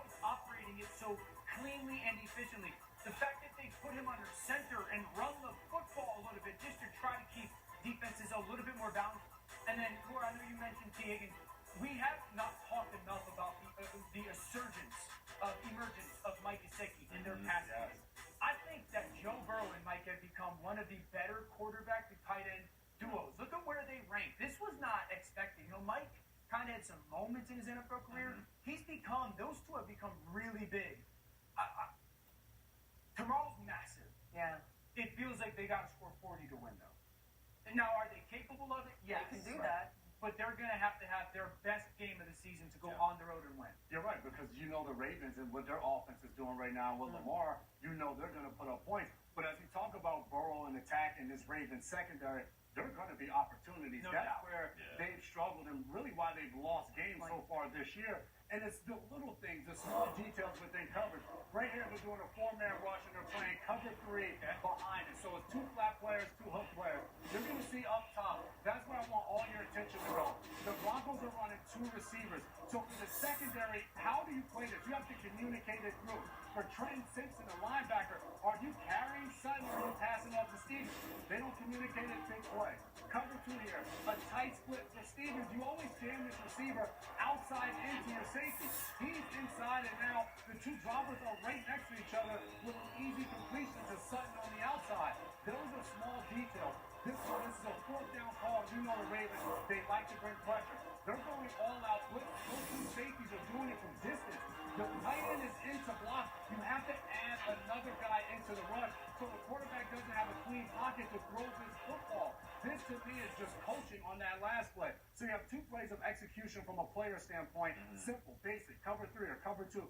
Knowing your rules and executing well. The last one, I remember you showed a few weeks ago. They went all out blitz on consecutive plays. A 4th down, they go all out blitz. Bo Nix, that should be a touchdown. He just misses that. Those are opportunities, I think, for the Bengals and Joe Burrow to be able to capitalize on some of the struggling things in the secondary. So this has been an issue with the Ravens secondary from the beginning of the year. I mean, we talk about this. I feel like every week that we bring up their defense, that it's not just so much they're playing bad, it's that, like, they are not sound in their technique. They're not sound in their assignment. They look confused. So from your perspective, is that something that you can fix at this point? Now, you ain't fixing on a short week. I know that. No, and it shouldn't be there. Like, a cover 3, a second man through the zone, like, you cover that in training. You should know how we play. We're going to try to attack your coverage. Yes, and you should know how to defend that whenever it comes up. So I don't think it's correctable. Now, when they're healthy, when Marlon Humphrey, who was out there, when he's out there, he's playing the ball, he is. Nate Wiggins, Washington is inserted at safety. It helps them a lot, but those are the small things that you have to fix. It's interesting. I mean, obviously, Mike McDonald's now coaching the Seahawks. Zach Orr, the reason why they went with him, Harbaugh told us, is because they wanted somebody who was familiar with their defense that they had in place for all these years. So far, the details, to your point, lacking. We'll see how that factors in tomorrow. All right, still to come. C.J. Stroud got sacked 8 times on Halloween. The nightmare may not be over. Can the O-line hold off Zadarius Smith and this Lions defense? A new addition there. We'll discuss next. And according to the TV right there, Houston, you have a problem. We'll tell you what it is next.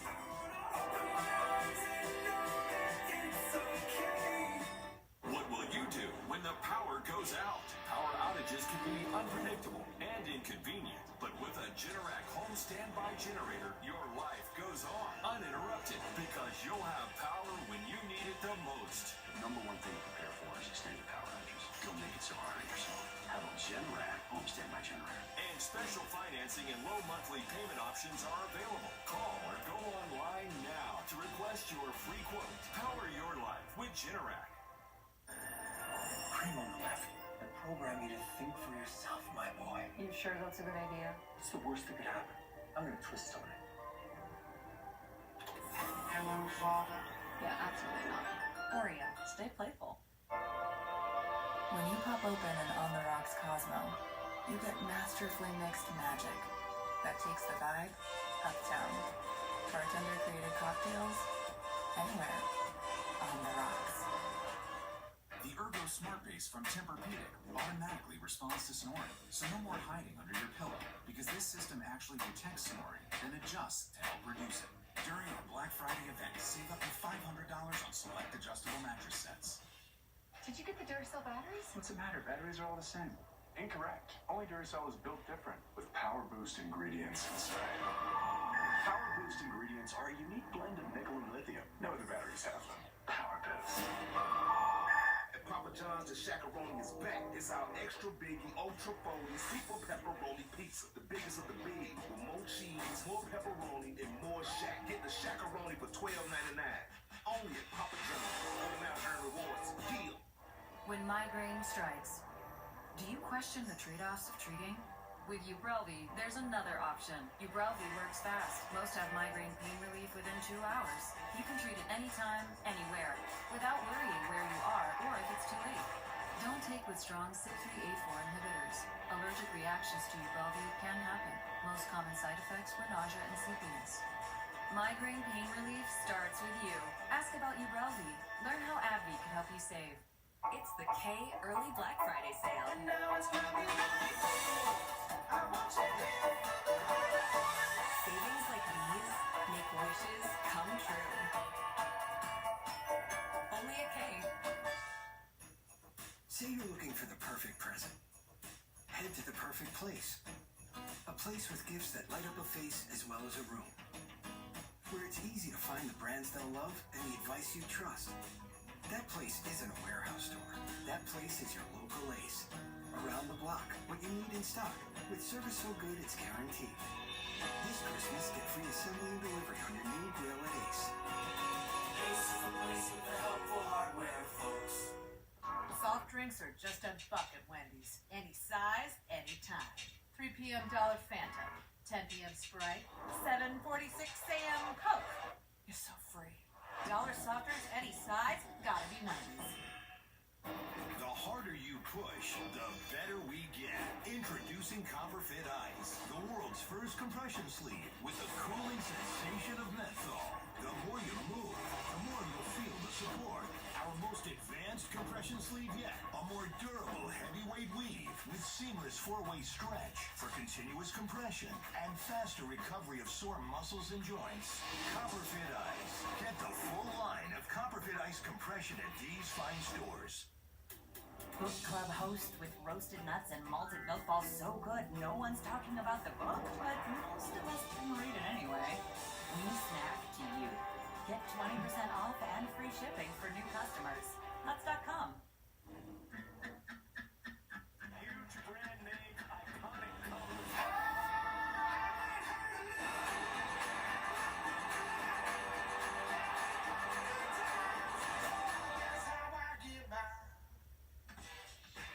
We're back to NFL Live. The Lions head over to Houston on Sunday, fresh off their win over the Packers. Jared Goff has this offense coming. The Lions made the move that everyone had been waiting for, landing Zadarius Smith to help fill the hole left by Aiden Hutchinson's injury.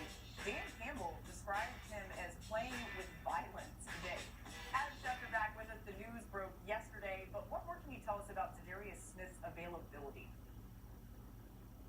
Well, listen, he's been in play shape, and there's no reason for the Lions not to play him on Sunday night. I would anticipate that he makes his Lions debut on Sunday Night Football against the Houston Texans. The Lions have been looking for help at that position. They've been in conversation with the Browns since they lost Aiden Hutchinson. They're also down Marcus Davenport, so being down 2 defensive ends, getting in Zadarius Smith, I think he'll be out there on Sunday night. In that same game, still uncertain whether the Texans will get back Nico Collins. Right now, it is not tracking that way. He is making progress from his hamstring injury, but he did not practice today to start the week. And even though he's eligible to come off injured reserve this week, the fact that he's not out there today is not an encouraging sign for his availability on Sunday night against the Lions. Don't think he's far away from returning, but Sunday night right now might sound a little ambitious. Man, C.J. Stroud would love to get him back, I'm sure. We'll see if it happens this week. Stroud's been pressured on 37% of his dropbacks this season. That's the highest rate in the NFL. No surprise, his numbers are much worse when he's pressured this year. His off-target rate almost double what it is when he has a clean pocket. His QBR dropped from 65 to 38. J-Mac, what are you watching when it comes to the Texans' ability to protect Stroud? He's running for his life right now, and a lot of people were just talking about it with Dan. They're saying he's had a second year and he's kind of taken a step back. But you can't, as a quarterback, when they're not protected. The interior of the offensive line have given up 20.5 sacks, which is the most in the NFL, which is kind of surprising. Shaq Mason's one of the guards. He's won Super Bowls And now we're going against Aleem McNeil of the Lions and our added Zadarius Smith. He's an interior guy that gets pressure on the quarterback. He was in the lap of Jordan Love all game long this past week and made it tough on him, especially for Jordan Love who wasn't mobile. So now you add Zadarius Smith. His ability, what I love about him is how he crushes the pocket from the outside in. And yes, he had the advantage of having Myles Garrett on one side, but he was the power rusher. You can't have two guys running past the quarterback. He would take the tackle and just put him right in front of the quarterback. You have that with the ability to push the pocket up the front with McNeil. Now that makes the quarterback feel like he's throwing out of a well. So that now having sort of C.J. Stroud and that interior offensive line going against that smells a lot of problems. This game comes down to Bobby Slowick, their offensive coordinator. If I think of a coordinator, the guys that I've been around, when they're going into a game that you have to, number one, who are we playing against? We're playing against Detroit Lions defensively. I know one thing, that Aaron Glenn, their defensive coordinator, is a little bit like Steve Spagnuolo. When you sit with Spag and you go, what's the key to the game? Stop the run. So they are going to put people at the line of scrimmage to stop the run. So that's your thought process of, okay, I've got to handle that. So then you have to ask yourself, well, what's the best way to do it? And then you got to go offensive line, forward pass protection, obvious situations, not my number one and number two. Bobby Slowick has to come out, and I think of how would Kyle Shanahan go about this, or a Sean McVay, or a Ben Johnson.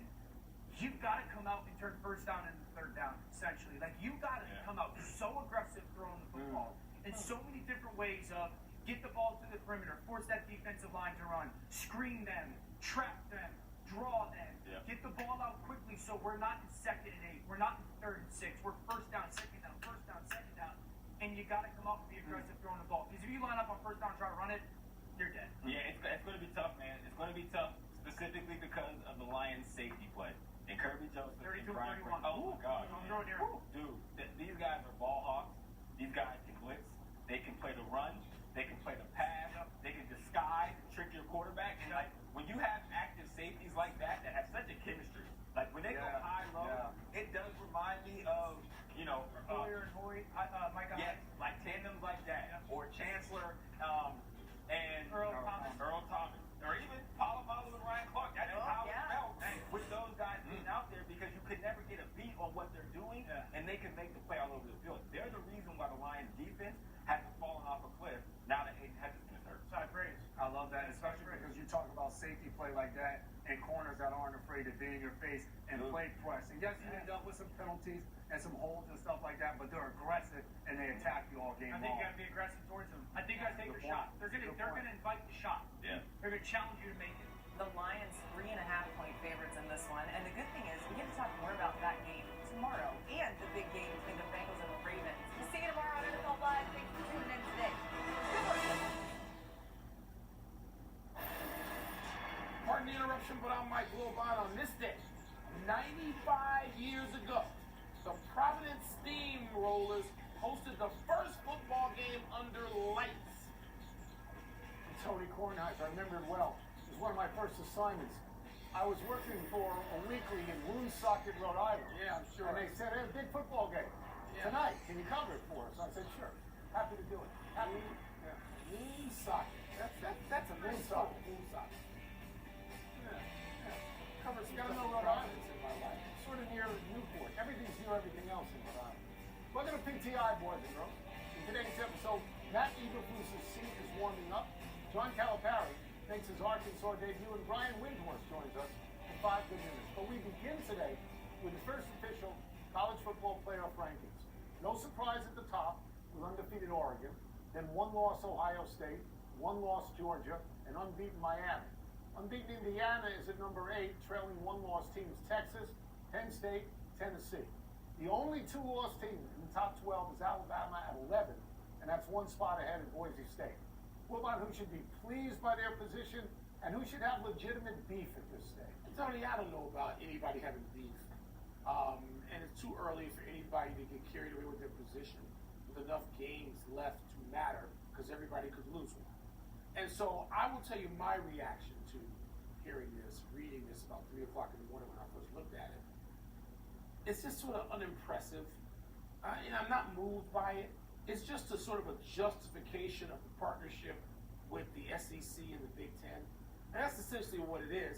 You know they're going to be loaded up with SEC and Big Ten teams. You're it right. comes as no surprise Right. in the order they came. You and I sat here 2 days ago after the show, and you said to me, where do you think Indiana will be? I said 8 or 9.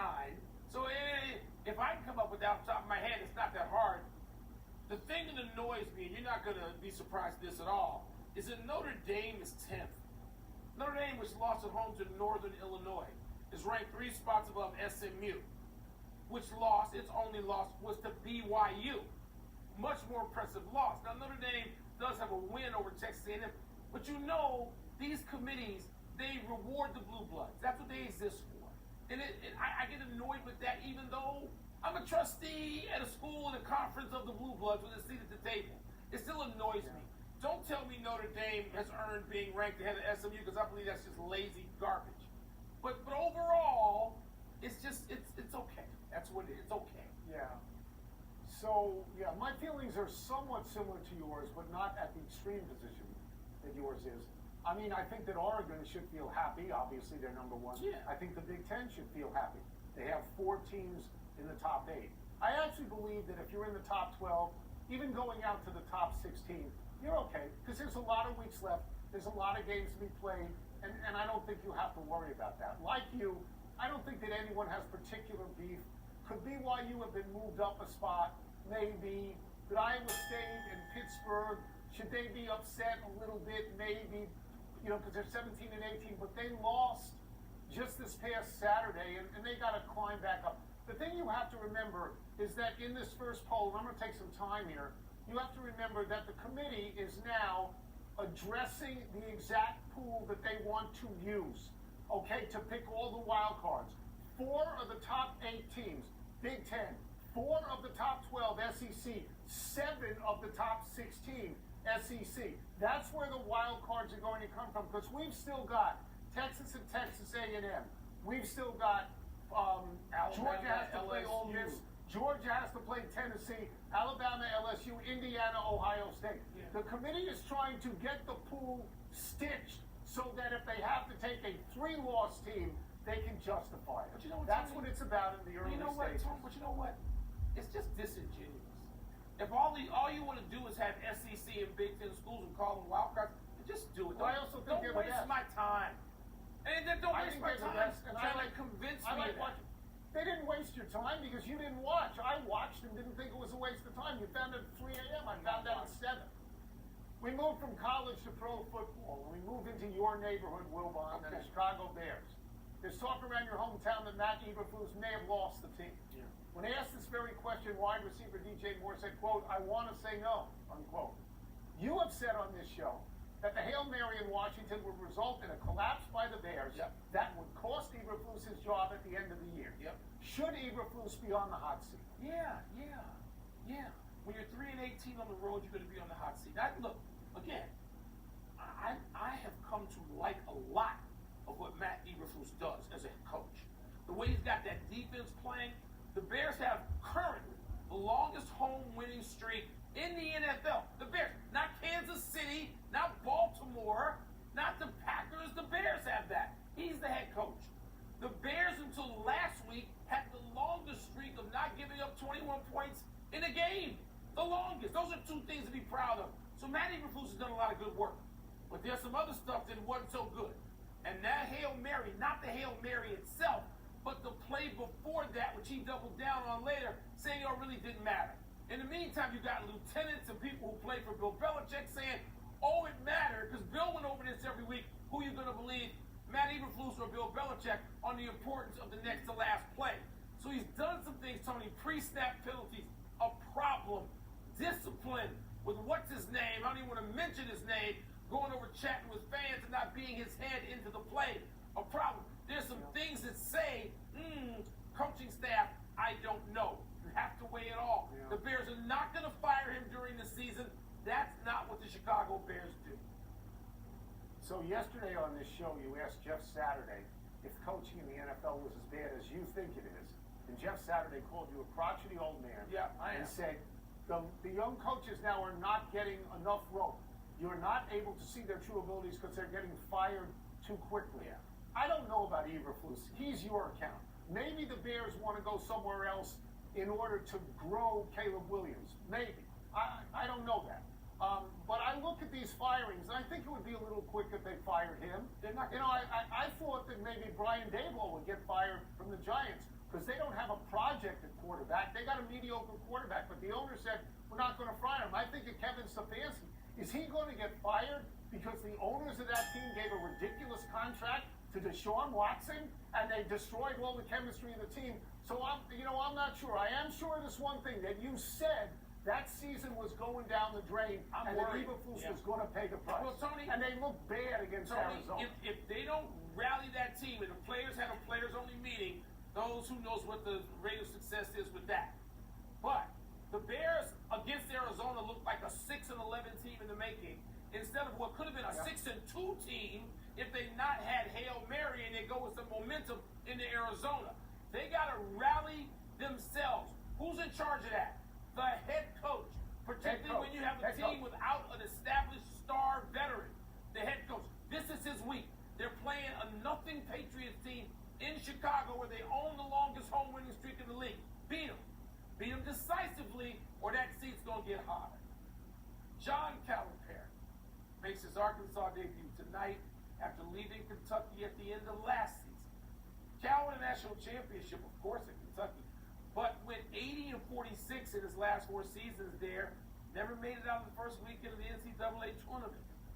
So do you expect Cal to find greater success at Arkansas than he had at Kentucky those last few seasons?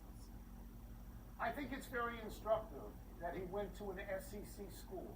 I think there's no other way to read that than to say he wanted the chance to beat Kentucky in the conference that he coached in. I don't know what the NIL situation is at Arkansas, but I can't imagine Cal would have gone there if it was insufficient. So I imagine it is sufficient. Kentucky and Arkansas are not the same schools. Arkansas has won 1 national championship, and Kentucky has won 8 national championships. So it's different. But if you ask me the narrow question, will he have the same success or greater success at Arkansas that he had the last few years? I would say sure he would. Sure he would, because he didn't get out of the first. He didn't make the tournament once in the last 4. He was 1-3 in the others and lost at one point to a 15 seed, St. Peter's. But if you ask me the broader question, would he have the same success that he had overall at Kentucky? I'd say no. Because Mike, at Kentucky, he's 410 and 123. He had a winning percentage of 76.9. Mike Krzyzewski had 76.5. Bill Self had 76.5. So, I mean, Cal, there's one reason to play for Cal above all others. He'll get you to the NBA. Look what he did at Kentucky. Yeah, if you can and bring that those will kind be of the players measure. to Arkansas, fine. Well, that would be the measure. I would think that Cal will have. He's coming off. What is Arkansas last year? 16-17, 17-16, something like that. I think he can have success in the short term in Arkansas that eclipses what happened the last couple of years in Kentucky. In the short term. I agree. But Tony, we don't know the landscape. You mentioned NIL and transfer portal; those things go together. We don't know what the landscape's going to be and where players are going to go. Tony, I would tell you this: being the father of now a high school basketball player, whose teammates and friends with some players who are going to be at Division I Power 5 schools. Tony, these kids don't have the same feeling about blue bloods, where they go. The reasons they visit and go to schools are very different than you and I heard as a sports writer, or even when you were the father of a high school athlete a few years ago yourself. It's different, Tone, and I don't know, what do they think of Cal? You went somewhere for the head coach in basketball and football, particularly basketball. The relationship is so intimate. But Tony, I don't know that that's the case, and I don't know how Cal's going to fare in that. A lot has to shake loose, a lot. Let's take a break. Coming up, what is Joel Embiid's relationship with the Sixers and with Philadelphia following his suspension for shoving a reporter? We're going to ask Brian Windhorst. We're also going to ask him whether he sees a scenario in which the Milwaukee Bucks trade that man, Giannis. You go to play for John Calipari to get it. Pardon the interruption is presented by Crown Royal. Follow the Crown Royal rig all season long and kick off with Crown. Please drink responsibly. Part of happy hour.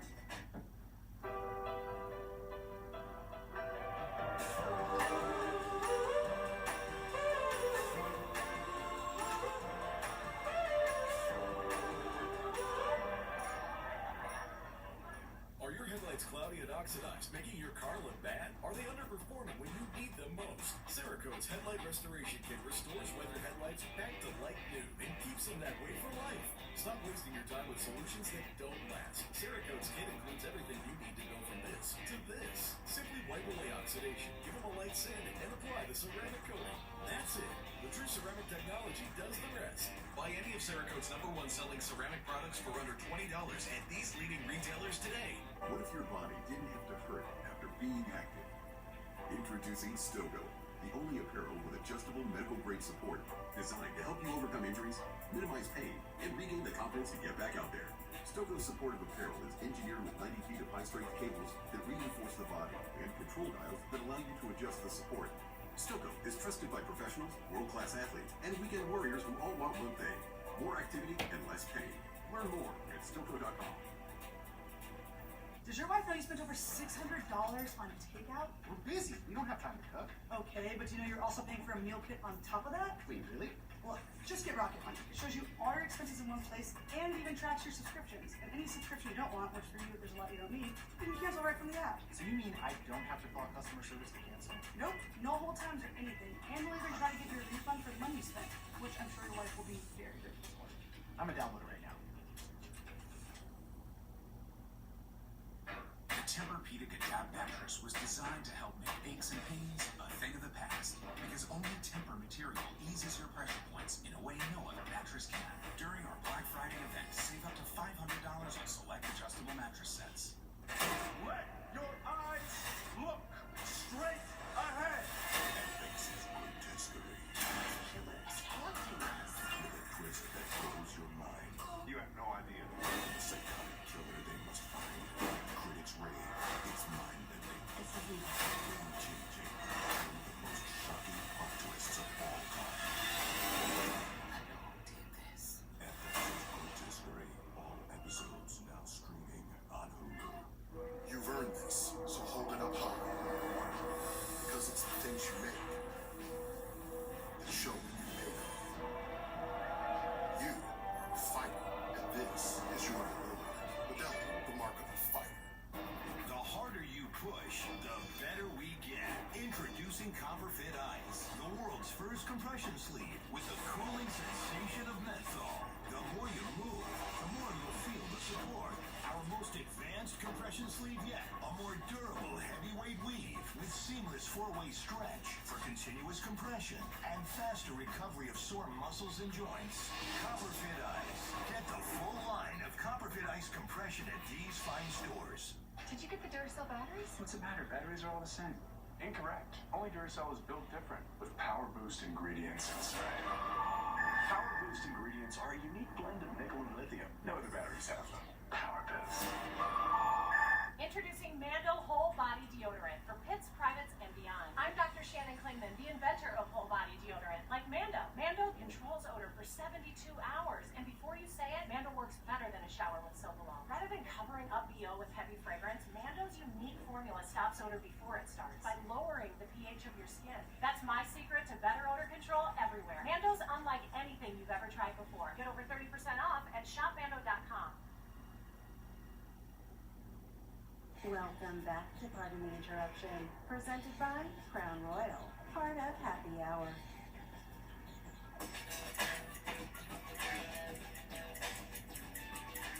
Let's dig into the NBA with our great friend, ESPN senior NBA writer, Brian Windhorst. Brian, let's start with this. Let's start with Joel Embiid's suspension and his future.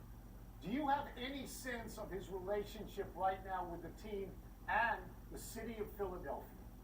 Well, look, I think first off, we know that you can't put your hands on somebody, right? So let's just make that easy. Move on from that. That was a mistake. With the team understands that he cannot play a full sort of season the way he has the last couple of years and be ready to go for the playoffs. Now, you can say, what do you do about a freak injury? Because he's a couple times had freak injuries. And I think, but basically they're on the same page. As for the city, I think Embiid has played through injuries. He has played through Bell's palsy, which is something I've never seen before. He has come back from orbital bone fractures in the playoffs and things. And he has also not communicated very well at all or given clarity about his situation this season. All of those things can be true. And I think if they were 3-3 and not 1-5, because by the way, look at the standings. 3-3 right now would have you in third place in the Eastern Conference. If they were 3-3, I think that there would not be as much pressure. But because Embiid has not communicated well, and there has been a lack of clarity when he wasn't on the injury report, and then all of a sudden says he's actually injured, and then he gets into the fight, and they're losing, I think you put all those things together, you create frustration. So let's see if they can pull a couple of those off, like win a couple of games and have him back out on the court. Well, Brian, let's move from the drama along I-95 to the drama along I-94 involving the Milwaukee Bucks, who are 1-6 this season, which is sort of unthinkable, but they, are missing a really top player too. And now there's talk, I don't know how seriously you want to take it, that they could look at trading Giannis. Does this make sense to you at all? I don't think right now there's any discussion about trading Giannis. I don't think Giannis wants that. I don't think the Bucks are looking for that.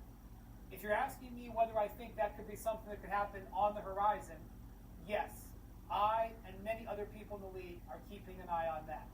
But right now, they're dealing with two realities. Reality one is that this team is hemmed in. They do not control their next 6 first-round draft picks. Either they have traded them or they've swapped them. They have no way to trade, nor does it make any sense under those circumstances to rebuild, because you can't control that.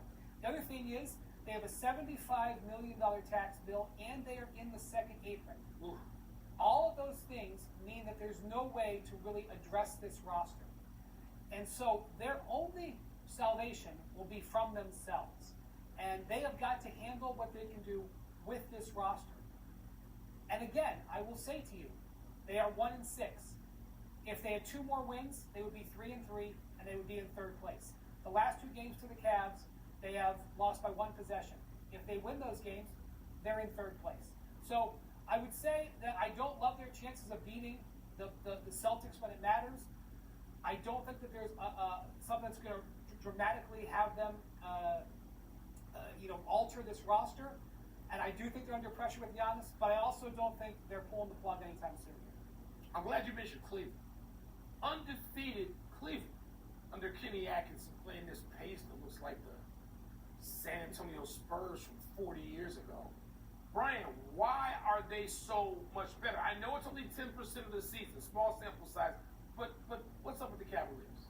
2 reasons. One, continuity. If you're going to get off to a great start in the NBA, it sure helps to have continuity, and they have that. I know they've got a new coach, but they've got their same roster back, and you can see them playing well with each other.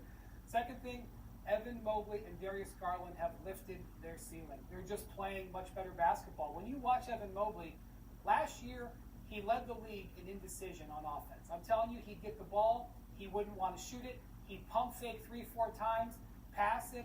Now he gets the ball, and he's immediately making an aggressive play, a drive, a pass, a shot. That's the effect of Kenny Atkinson and his teammates wanting to do it. Darius Garland had some injuries last year, hasn't felt great alongside Donovan Mitchell. This year, been totally different. He had 2 30-point games all of last season. He's had 2 in the last week.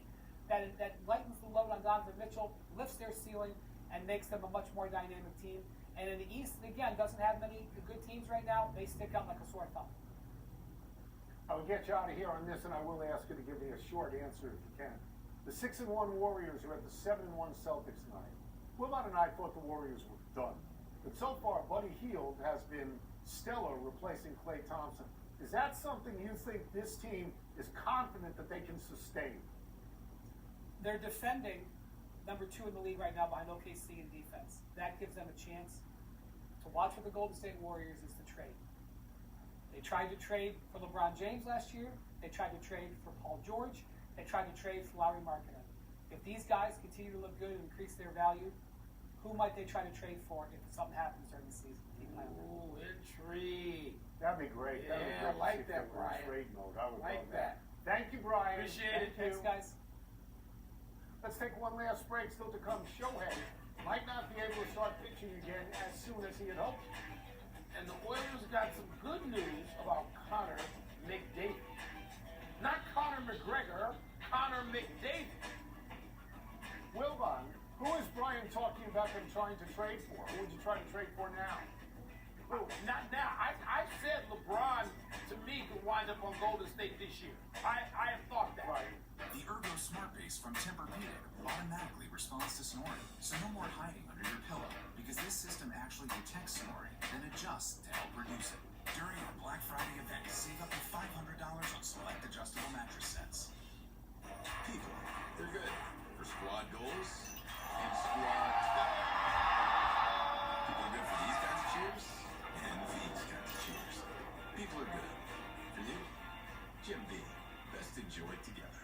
Achy joints, reach for the spray. Muscle soreness, reach for the spray. With Tidal Next Generation Pain Relief. Tidal Cryotherapy Spray and Tidal Heat Therapy Spray penetrate deep for rapid relief. Available online or at your favorite retailer. At Health Markets, we know shopping for health insurance isn't easy. That's why we set out to make it simpler, with lots of plan options, easy to review, all in one place. And a network of more than 3,000 helpful licensed insurance agents here to have a real conversation about your insurance needs. For us, it's not about this plan or that plan. It's about finding you the right plan at the right price. Simpler, easier, real solutions for you. Visit us at healthmarkets.com today. Imagine making premium cocktails at the touch of a button. Introducing Bartesian. Simply insert the capsule, select your strength, and enjoy. Get our best Black Friday deal now, only at Bartesian.com/deal. It starts with a spark. The feeling of finding just the right thing. The gift that sparks something uncommon. Something winning. Something memorable. Something special. Spark something with Uncommon Goods. This country has never been so divided. Are you a licorice lover or hater? We at Licorice.com have 50+ gourmet flavors that you'll flip out over. Get some for yourself or a licorice lover in your life. Licorice lovers unite at Licorice.com. No matter what kind of teeth you gotta brush, Oral-B Electric cleans better with one simple touch. Oral-B's dentist-inspired round brush head hugs it, cleans it, and gets in between them for 100% cleaner teeth. Your perfect clean starts with Oral-B. You got a Pepto predicament, Ace. You overdid it on the loaded fries. Now your gut is in the gutter. Undo it with Pepto Fast Melts so you can keep on rolling. When you overdo it, undo it with Pepto-Bismol.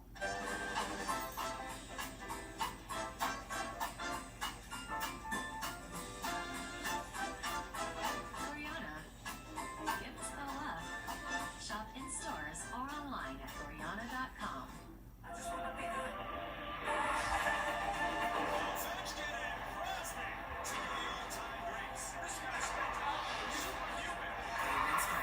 Friday at 7:30 on ESPN Plus.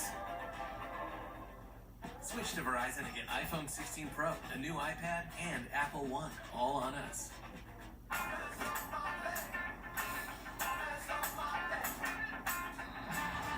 go, we're in the building, baby. We're in the airplane, 20 minutes. Wait, travel. Buckets, baby, buckets. Thursday Night Football on Prime. It's on. Ready to have some fun? This week, Cincinnati heads to Baltimore as Thursday Night Football is on. Bengals Raiders at 7 p.m. Eastern, only on Prime. Come for the flight, stay for the lounge. Elevate your airport lounge experience with Chase Sapphire Reserve. I look amazing. I would totally buy a car from me. Good thing this jacket is chill flex, so I can stay cool and close this deal. Smile and the keys from Handshake. Okay, that's enough. Pardon the interruption is presented by Crown Royal. Follow the Crown Royal rig all season long and kick off with Crown. Please drink responsibly. Part of Happy Hour. Happy time, people. Happy 29th birthday, Sam Reinhart. The Florida Panthers center is currently tied for the NHL lead in plus-minus with +13. He's tied for the league lead in goals with 10. Reinhart was prominent in the Panthers Stanley Cup win last spring. He scored the game-winning goal in Game 7 against Edmonton. Reinhart had 10 playoff goals after leading the Panthers in goals in the regular season with 57, second only to Toronto's Austin Matthews' 69 goals. Reinhart was originally drafted number 2 overall by Buffalo in 2014 and then traded to Florida in 2021. These are not empty calorie stats, though. The Panthers are right back up there at the top of the conference with them leading the way, so they're back in the big action again. Happy anniversary, Mike Marshall and Willie Hernandez. This is posthumous for both, but on this day 50 years ago, the Dodgers' Marshall became the first relief pitcher to win the Cy Young. 10 years later to the day, the Tigers' Hernandez became the second reliever to win MVP and Cy in the same season. Marshall was a workhorse. He appeared in 106 games in 1974, throwing an astounding 208 and 1/3 innings with a 2.42 ERA. Hernandez led all relievers in appearances in 1984 with 80, pitching 140 and 1/3 innings with a 1.92 ERA. 9 relievers have won a Cy, but none since Eric Gagne in 2003. Back to the Marshall stat, Tony.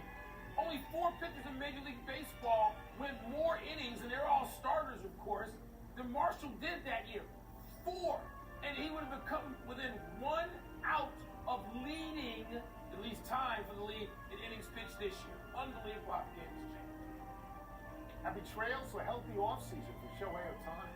The Dodgers slugger had surgery on Tuesday to repair the labrum in his left shoulder that he tore while trying to steal second during Game 2 of the World Series. The Dodgers were hoping Ohtani could start throwing this offseason in the hopes of getting him back on the mound at the start of spring training. And now it's unclear how this recovery to his non-throwing shoulder could affect that plan.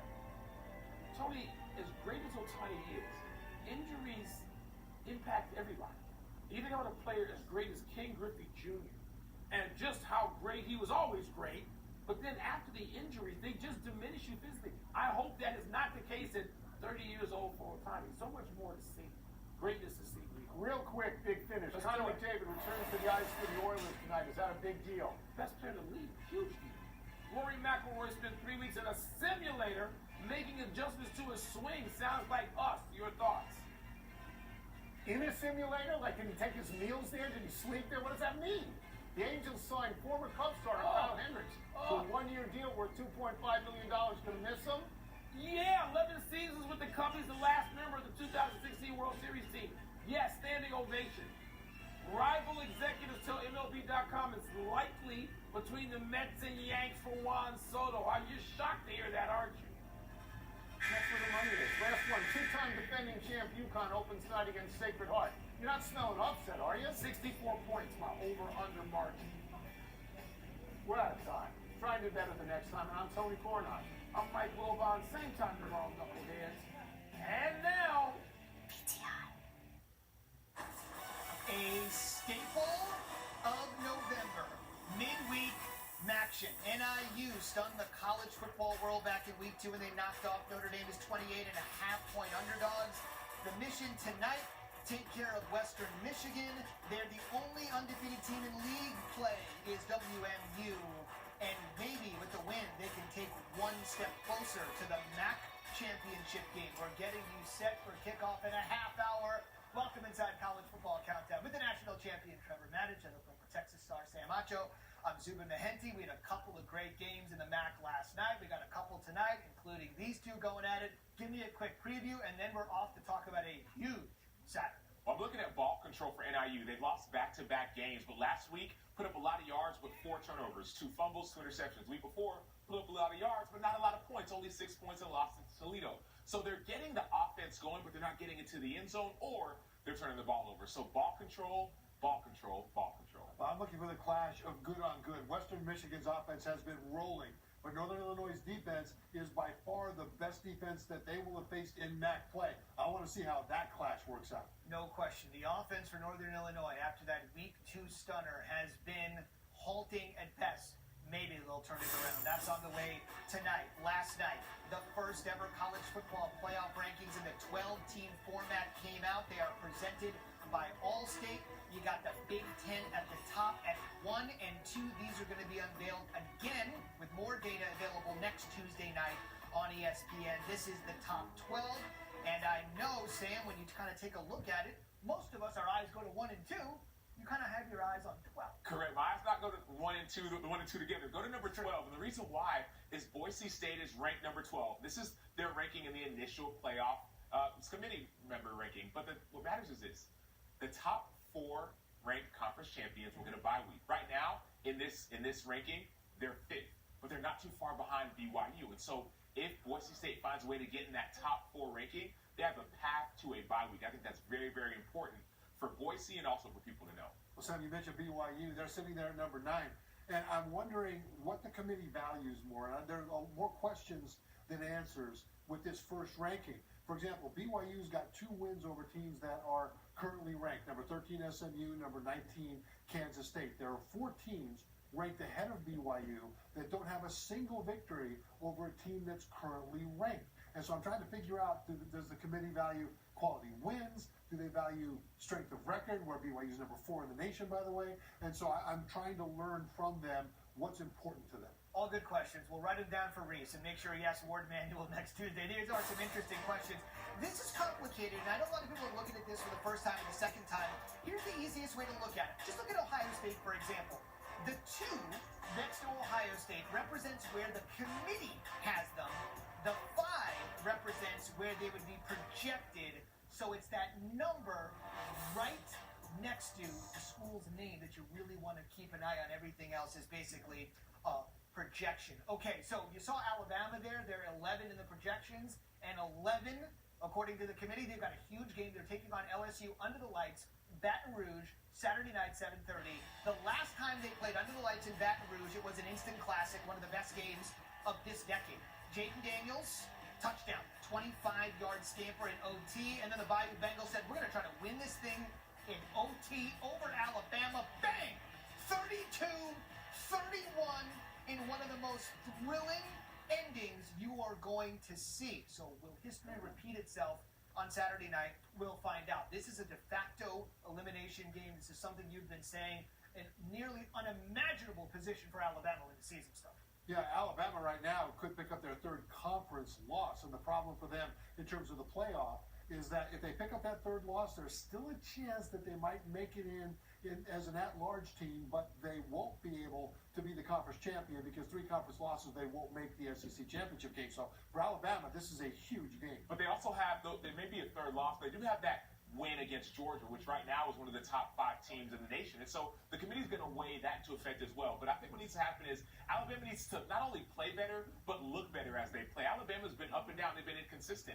And we know that the committee does value in some way, shape, or form the eye test. So that A on the side of Alabama's helmet needs to show up more than just the A, but the players with that helmet need to play like Alabama's played in years past. Let me show you a couple numbers here, and then I want to dig in on one player in particular as you kind of take a look at where we are with regards to offense. Pretty darn good on both sides, but it's been Alabama's defense that has been leaky in certain weeks, particularly at the end of games. But where I want to take this here is with LSU's quarterback, Nussmeier, who played so well in that win over Ole Miss, but he really struggled against A&M. He's going to be the key, fellas. Well, he is. And A&M is one of the better defenses in college football, but they didn't show it last week versus South Carolina. Garrett Nussmeier is playing good ball. This could be a get-right game. You think about Alabama and their defense. They've struggled in the season. Yes, they've gotten better before they've started, but this is one of those games. If you're Nussmeier, you say, okay, we have chances to attack a young secondary. I think that might be the goal for Nussmeier and his receivers. Well, Alabama's defense had better get better. Early in the season, they had some struggles with learning the new system. They had some busted coverages and missed assignments and things like that. But what was more concerning was some personal fouls at the end of their 2 losses that showed a lack of discipline.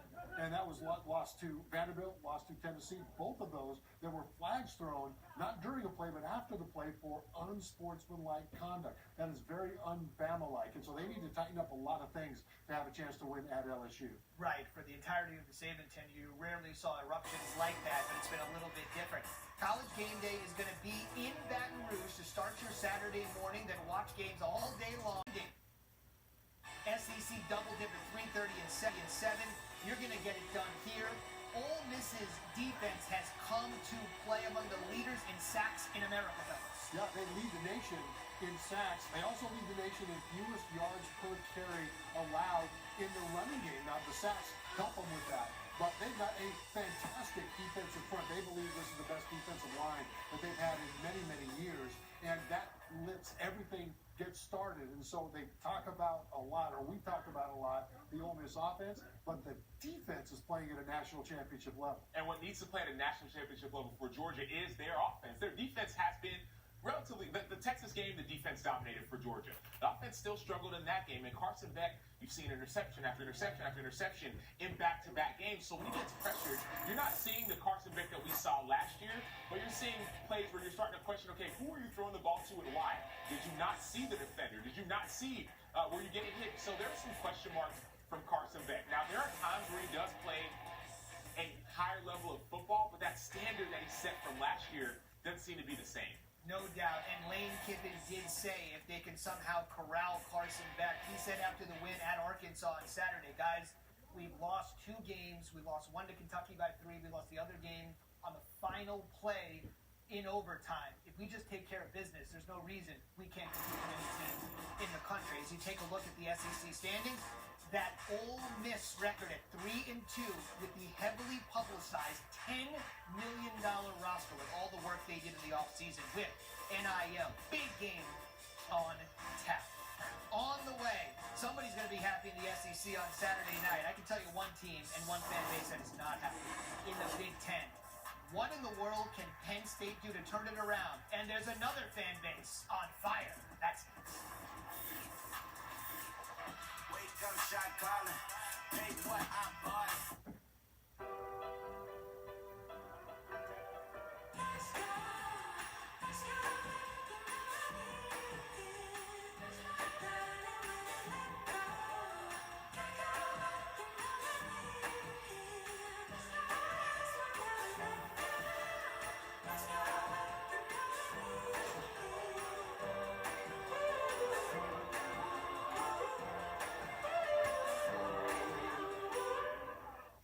You can save with GoodRx, even if you have insurance. I'm on Medicare. I check GoodRx because I can beat my copay. Who wouldn't like that? Even if you have insurance, GoodRx cannot be saved. Another good reason to check GoodRx. To buy or not to buy? That is their question. And nobody knows shoppers better than Shopify. The undisputed, undefeated, checkout champion of the world. Businesses that want to win with Shopify. The fitting process here was fantastic. Really get your numbers in. We're just going to make the head a little bit lighter. They tweaked that club so it fit me perfectly. This is the place to go to. PXG, nobody makes golf clubs the way we do, period. You call them caramels or caramels? Whatever you call them, caramels.com makes 26 mouth-watering flavors that are the freshest and softest caramels ever produced. Try them for yourself or someone you love. Go today to caramels.com and see for yourself.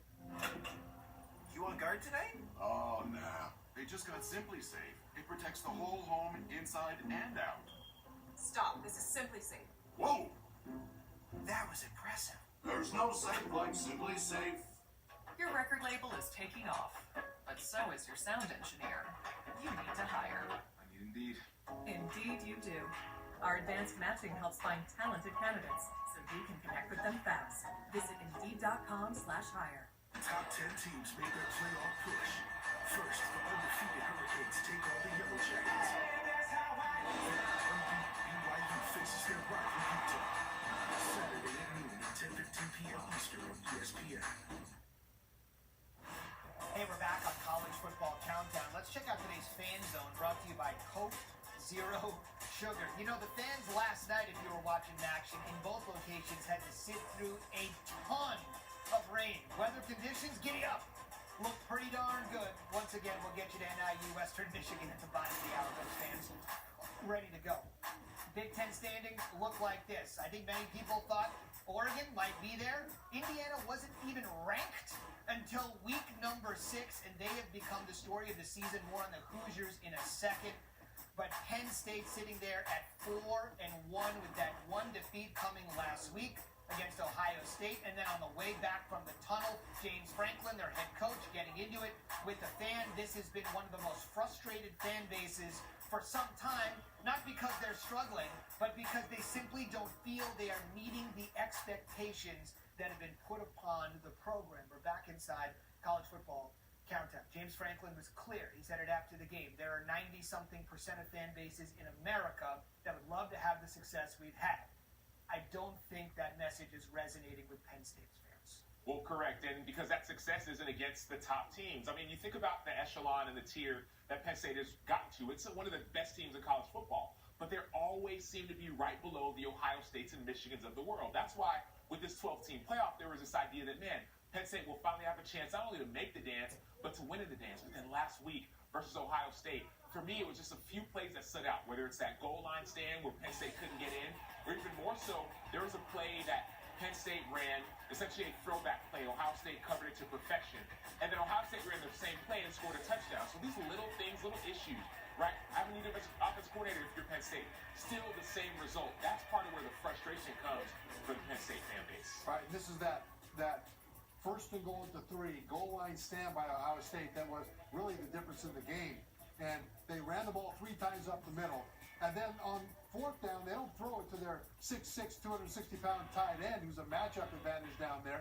They throw it into traffic somewhere else. And so this is one of the frustrations that fans have, I think, with this team right now, is that when things don't go well, there are things to point at that they can say, yeah, we're messing stuff up.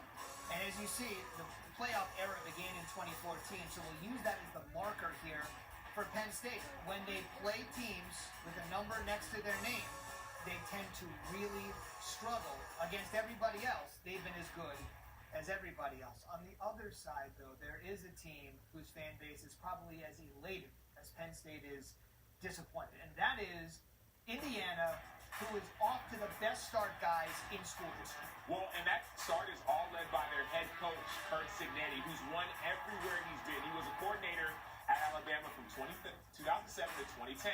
Then he said, I'm going to go be a head coach myself. And all of a sudden, every spot he's been to, he's brought immediate success. And he's bringing that same success and confidence to Indiana. You know, we talked about how Ole Miss's defense is surprisingly one of the best in the country. So's Indiana's. Right. I mean, we talk about the Hoosiers' offense, but their defense is top 5 in the nation in sacks, in limiting yards per carry on the ground, and they are 4th in the Big Ten in yards per pass attempt. I mean, statistically, these guys have been fantastic in a very balanced way. Now, they haven't faced that elite offense yet. They won't this week against Michigan. They will in the following game against Ohio State. But so far, the defense has been holding up championship dreams. And it sounds insane to say, but it's worth saying. Who would have ever thought Ohio State's game against Indiana could mean more than their game against Michigan as far as the standings go? I know it's not in terms of part, but standings. That does say something. You know, I gotta say, when you're looking at this guy, this is the guy to watch tonight. He's completed 68% of his passes. He's been great. Western Michigan is undefeated in league play. With a win, they can creep closer to the MAC title game. There were 2 wild games last night. We'll check those out when we return on the way to kickoff tonight.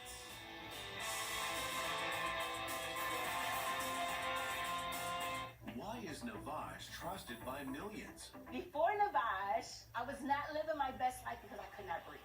Constant nasal congestion, constant blowing of the nose. And the huge difference is the fact that Navage pulls it out. It's very gentle in the sense of when that suction happens, it's literally grabbing that water and that mucus and it's bringing it out into this tank. It's worth every penny that you pay for it. This product changed my life. Navage, now available at Costco. Whoa, how'd you get your teeth so white? You gotta use the right toothpaste. Don't you see? Not all toothpaste whiten the same. Crest 3D White removes 100% more stains for a noticeably whiter smile. New personal best. Crest. In 5th grade, I lost my front teeth. I was devastated. After dentures and fixing them, I can smile to anybody. I confidently teach and compete in karate. I'm proud of showing people my smile. The SEC on ABC. A high-stakes triple-header Saturday. At noon, Florida challenges Texas. Then at 3:30, Georgia battles Ole Miss. And in prime time, Alabama and LSU collide. All day Saturday on ABC. Thursday Night Football on Prime. It's on.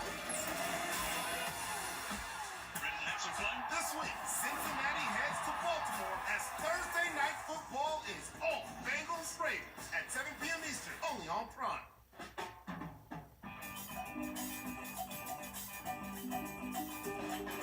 Carol, I'm coming home for Christmas.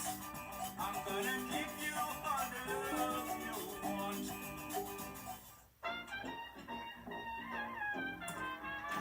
Chest and back and arms and more. Bigger than big. That's my forehead. Live that dream.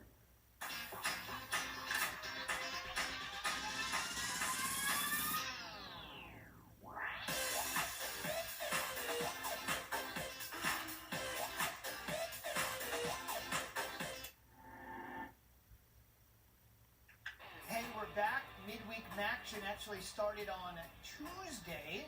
Bowling Green, Central Michigan in some of the sloppiest weather you're going to see this season. Trev Tyler Jefferson rips this off for 44 last night. Yeah, driving rainstorm. Jefferson had 6 yards passing, but 65 yards rushing. That's the kind of weather day it was. And then Connor Bazelak, well-traveled here, saying Bowling Green's going to end up winning this thing by double digits. Yeah, the defense traveled too far back in the red zone. Red zone, everything gets tighter. You don't have to go with that deep in the drops. Wednesday also was pretty dreary weather-wise in Muncie. Trev, wrap up here, right? Right, but Ball State, coming into this game, was very much alive for the MAC championship race, and Miami let them hang around for a while. That they did. Brett Gabbert to Javon Tracy. That would allow a field goal to be hit to make the margin what it is, and then a fourth down opportunity here. When you got the old bag for 4th and 17, generally not a ton. Take a look at the MAC standings. As I mentioned, Western Michigan is the only team in the league that is undefeated in conference play. Northern Illinois sitting there at the bottom at 1-3. Their head coach, Thomas Hammock, quickly sat down with our Lowell Galindo trying to get Really the upset of the year in South Bend. You know, it's been a bit of a struggle since that win at Notre Dame. What's the difference between the way you're playing now and the way you were playing in week 2? Well, I think we're playing the same. We just have to be cleaner from a turnover situation. You know, we've turned the ball over in games, and that's cost us, especially in one-possession games. You know, you're going to play a lot of one-possession games in the MAC, and we have to value the football. And if we do that, we'll be fine. Now, the defense is nasty, but you are going up against Jaden Nixon, the leading rusher in the MAC. What's the challenge with slowing him down? Well, I think, you know, up front, Western Michigan has a great offensive line, so we have a tremendous challenge in the trenches. He's a great back, a one-heel vertical runner that likes to run behind his pads. So, you know, we have to game tackle. I think that's going to be important for our whole defense to corral him. And then obviously stop the play-action pass off of that. No running back has had more than 80 yards rushing against your defense this season. What is it about this defensive line that has everybody in the MAC buzzing?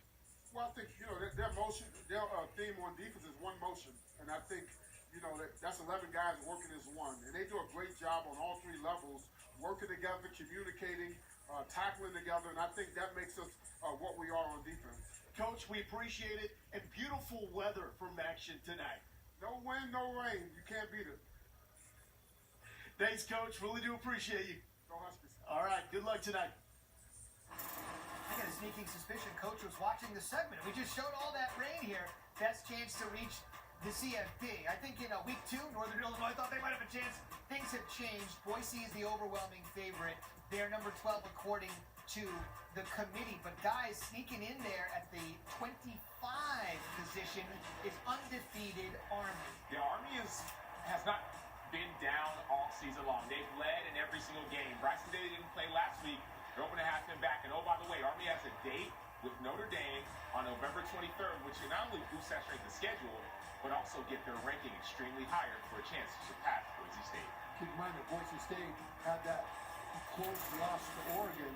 If Army can beat Notre Dame, that might be enough for the committee to say, okay, now they have the juice to consider them above Boise. Let me ask you a quick question here on the Black Knights. I don't think Boise's questionable schedule can be referred to as that way. They played Washington State. They lost to Oregon on the last play of the game. But as you saw Army's schedule, the biggest knock against the Black Knights has been their schedule strength just isn't that strong. But at the Service Academy, we're always looking for a great story. It's more inclusive. We've got 12 spots. They finish undefeated.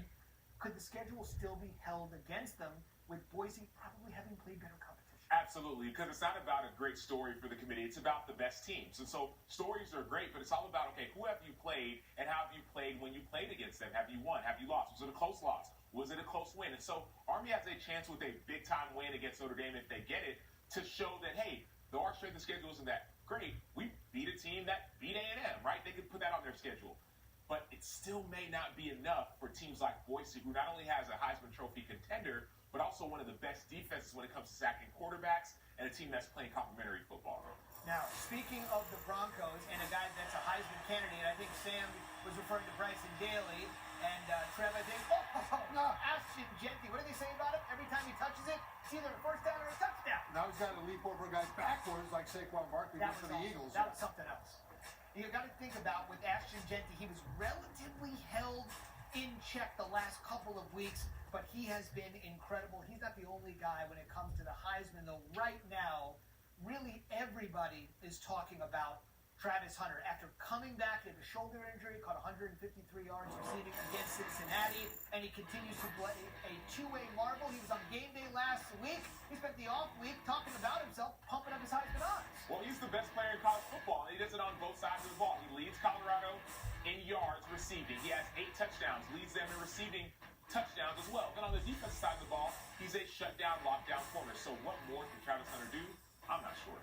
But Cam Ward has got an advantage that 2 previous Heisman Trophy winners had, Baker Mayfield and Kyler Murray of Oklahoma. They had a bad defense for Oklahoma that required them to stay on the field and win track meets. That's what's happening with Miami right now. In the last 5 games, 4 of them, either Miami had to come from way behind against Cal. They trailed 35-10 in the 3rd quarter to the Bears, and Cam had to bring them back.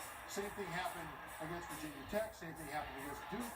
And Miami blew a 14-point lead in the 3rd quarter against Louisville that they then had to win in a track meet at the end of it. So Cam Ward has had so many opportunities to have Heisman moments in game after game after game, and that helps his case. What I want to ask you guys that played the game, and this is something you're not going to see in any stat sheet or next-gen stats, Cam Ward has delivered a level of swag to Miami, the program known for swag. He has just brought a level of confidence that I don't think this program has had in any player in years. How is that manifested? It's manifested in the locker room. I mean, when you have a guy like Cam Ward not only transfer to your program, but win in the way in which they're winning, this year they have 5 50-plus point games. Wow. Last year they had 0. Wow. And that's a Cam Ward. It's correlated specifically to him. And so if you look at last year's team and say, man, okay, well, we lost to Georgia Tech. It's a different team because you have a different quarterback. And so the players in that locker room have a new sense of confidence that their quarterback can win. And Sam, I can relate to that personally. At BYU, the quarterbacks I played for were All-American Mark Wilson, All-American Jim McMahon, All-America Steve Young, and then All-America Robbie Bosco, who himself was 3rd in the Heisman Trophy standings or finalist. Right. And that was the national championship year. And never at any point did any of us during those 4 seasons wonder if we could win a game. It's like we knew that our quarterback was going to bring us back. We looked at the clock, we looked at the score, and we said, okay, this is what needs to happen. They're going to do it. Cam Ward, to further what you were saying about that locker room, Cam Ward has inspired that kind of confidence with his team because he has done it over and over again. And there are times where the opposite happens. There are times where you have a quarterback on your team, you're like, man, do we even have a chance? Right? But like last year, Miami struggled with turning the ball over. 14 interceptions, 22 total turnovers. Those numbers are way down this year. Whereas I remember times in the NFL, we have situations where, man, okay, we don't have the quarterback that they have. What are we going to do? But then other times we have a guy comes in, right? Carson Palmer was our quarterback one year, and it's like, man, every single game we know that we can win. It was that time the Arizona Cardinals' resurgence of Carson Palmer and the team. And so there's a newfound confidence that players have when they know that the guy who touches the ball every single play is going to give you a chance to win. Your next opportunity to see Cam Ward, I'm glad you asked. Here we go. Saturday against Tech. If you're a Miami fan, you remember what happened last time they played Tech. It was one of the most bizarre endings you'll see. And then, as I mentioned, just a dynamite doubleheader. 3:30 Eastern on ABC, Georgia and Ole Miss, Alabama and LSU. 2 teams will win, and 2 teams could ill afford a loss. That's all on the way Saturday. We got MAC action to go. Ontario Brown and NIU have 1 conference win. Western Michigan has 0 conference losses. Kickoff's on the way. Hang on.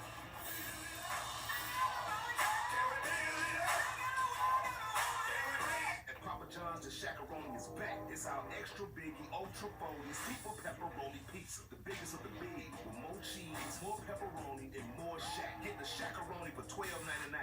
Only at Papa John's. Order now, earn rewards. Deal. At SimpliSafe, we build advanced security sensors and cameras for your whole home. Powered by 24/7 professional monitoring and Fast Protect technology. Exclusively from SimpliSafe for faster police response. There's no safe like SimpliSafe. Listen up. We've got a breakthrough in game improvement with our new stunningly great PXG Black Ops irons. If your game needs a boost, these are the sticks for you. They're so easy to hit, extremely forgiving, launch high, go a mile, and feel incredibly soft. All that, and they're only $149.99 a club, even less with our Lucky 7 package. Learn more or schedule a fitting at pxg.com. You are gonna love them. PXG, nobody makes golf clubs the way we do, period. This country has never been so divided. Are you a licorice lover or hater? We at licorice.com have 50+ gourmet flavors that you'll flip out over. Get some for yourself or a licorice lover in your life. Licorice lovers unite at licorice.com. You founded your kayak company because you love the ocean, not spreadsheets. You need to hire. I need Indeed. Indeed you do. Our matching platform lets you spend less time searching and more time connecting with candidates. Visit Indeed.com/hire. He didn't start a business just to keep the lights on. Lucky for you, Shopify built just one tapping, ridiculous fast acting, sky-high sales stacking, champion checking.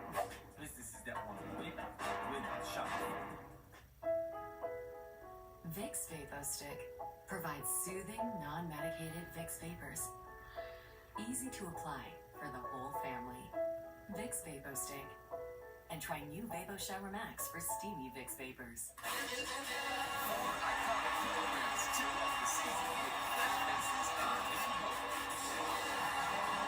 The Joe Hodson Spark. The Blues take on the Wildcats.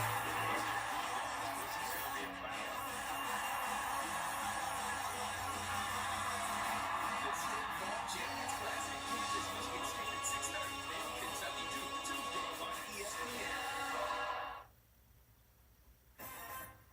Hey, coming up, Van Pelt tonight after the NBA double dip. He'll be all over it.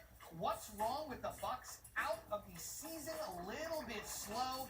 And every Wednesday, SportsCenter tends to have one of the prominent college football coaches on. This week it's Brian Kelly getting ready for Bama and LSU. Right before the commercial break, we showed you Brown of NIU. I know you're keeping your eye on him. He averaged 5 yards per carry against Notre Dame and had 2 catches for 126 against the Irish, including an 83-yard touchdown. He's an explosive playmaker. All right. I'm excited about these NIU players on the field that can turn around their season. They're the people who are on the field that can make the plays. This is your opportunity. Kickoffs now, and we'll see at the half. Wednesday, the best day, because in Kalamazoo, Michigan, it is time for Maction. Waldo Stadium, home of the most surprising team in the MAC, Western Michigan, led by breakout star Jaden Dixon. Once Ollie Gordon's understudy at Oklahoma State, now he has the starting role as a MAC's leading rusher.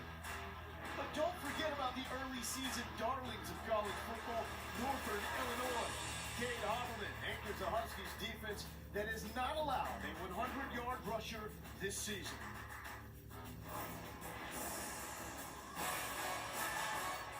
Welcome to ESPN College Football Primetime, presented by Ram Trucks.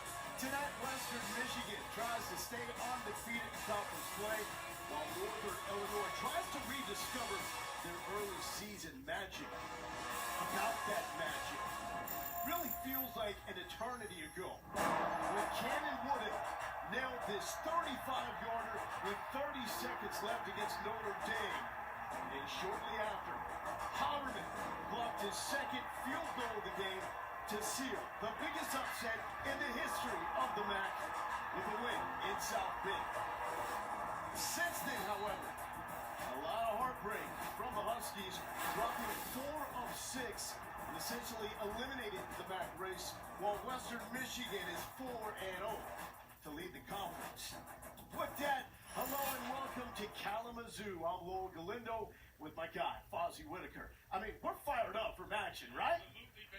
And this is such an intriguing matchup because Western Michigan comes in as the only undefeated team in the MAC.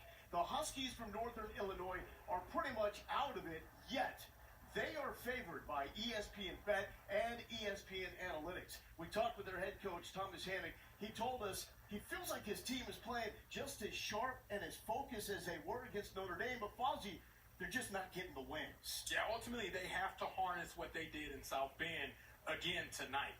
What they did was able to take care of the football. They won the third downs, outgained Notre Dame, and that is going to be the keys of recipes for success for this Northern Illinois team against Western Michigan tonight. Now for the Broncos, this game is pivotal. With a win, their chances of making it to the MAC championship game jump all the way up to 58%. However, they drop this one, and that chance drops below 20%. All of a sudden, though, Western Michigan figured out how to win games because Lance Taylor has an identity in season number 2. It is the wide zone, and it's Jaden Nixon. How does that combo work out? Well, ultimately, just like my lapel pin, we talking about He-Man, master of the universe. Whenever Jaden Nixon is on the field, it is as if he's holding the power sword. Whenever he's not, Prince Adam is in, he holds that power sword up, and then all of a sudden, this offense becomes unstoppable, I would say even almost immortal, as they ran the ball at will against any opponent. Jaden Nixon averaging over 7 yards a carry, 10 touchdowns on the season, leading the MAC in all-purpose yards, and the reason why they've had success is because of that young man, He-Man, doing what he does best. For Northern Illinois, they are built to stop a rushing attack like Western Michigan, one of the nastiest defenses in the MAC. Well, the antagonist Skeletor against He-Man has his Havoc staff. That's what he likes to use. This defense brings havoc every single play. This will be the matchup to watch between the rushing offense of Western Michigan and the defense of NIU. Broncos held to 24 rushing yards in this matchup last season. I promise you, that is a source of motivation inside Waldo Stadium, or should I say, Castle Grayskull, tonight. Kickoff is next. It's matching, baby.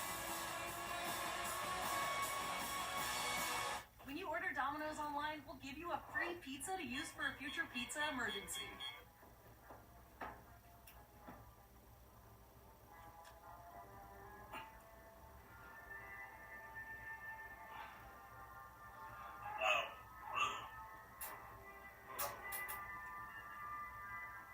So you'll have a free pizza when you need it most. Get your emergency pizza when you order Domino's online. There you go. Thank you. Bye. Dinner's ready! When migraine strikes, do you question the trade-offs of treating? With Ubrelvy, there's another option. Ubrelvy works fast. Most have migraine pain relief within 2 hours. You can treat it anytime, anywhere, without worrying where you are or if it's too late. Don't take with strong CYP3A4 inhibitors. Allergic reactions to Ubrelvy can happen. Most common side effects were nausea and sleepiness. Migraine pain relief starts with you. Ask about Ubrelvy. Learn how AbbVie can help you save. Lance Taylor has used that 24-0 drubbing at the hands of Northern Illinois. It went down last season as a source of motivation all week long for this Broncos team. They're probably tired of hearing about it. I'm sure the PowerPoint that he presented to the team at the beginning of this week mentioned that 24-0 drubbing. It's going to be a source for them to be able to find a way to avenge that loss. Western Michigan wins the toss. They elect to defer. Connor Dunsky is back for Western Michigan, coming back from injury, and that's not the way he wanted to make his return.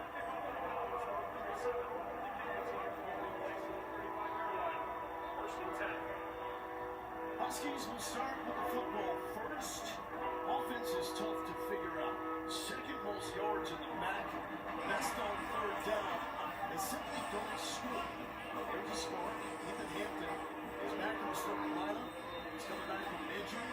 Josh Holtz, the youngster, started the last 2 at quarterback. Hampton went down with an injury. It is a Huskies team, just like Western Michigan, that likes to feature the ground attack. The Ontario Brown lining up behind Hampton, one of the best in the MAC, and able to just get 1 yard tackled by Mason Nelson. How does Northern Illinois get this offense going? Yeah, it all starts with the run game. They are ranked number 2 in the MAC, actually averaging just 4 yards less than what Western Michigan does. It all begins with what Ontario Brown is able to do on the ground, and then the play action opens up afterwards.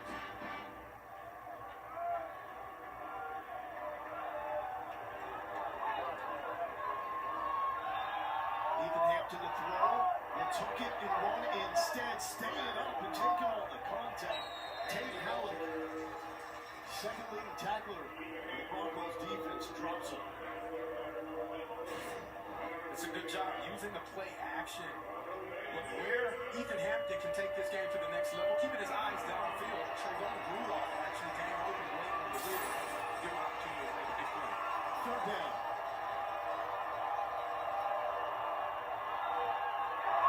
Left side, nothing going there for Ontario Brown.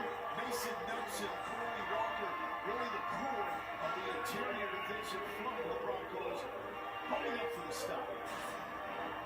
Yeah, Mason Nelson does a great job leading the team in TFL, gets the hands off of the young offensive lineman, sets the block, and then makes the tackle in the backfield. That's what you want to see from your first drive if you're Western Michigan. Third and out will set up Tom Foley to pump this one away. Jordan Parker up to the 30, and he's going to keep running with it to the 35-yard line. Huskies were quite ready for that. So 35-yard line where Western Michigan to take over offensively. Broncos have the top scoring offense in the MAC. It's a run-heavy approach, yet that man, Hayden Wolf, is the brains of the offense. His coaches say he handles more at the line of scrimmage than any quarterback in the country. Number 85, 11 touchdowns, is now wearing number 81, and the Broncos' 4-game win streak. is dressed in number 81.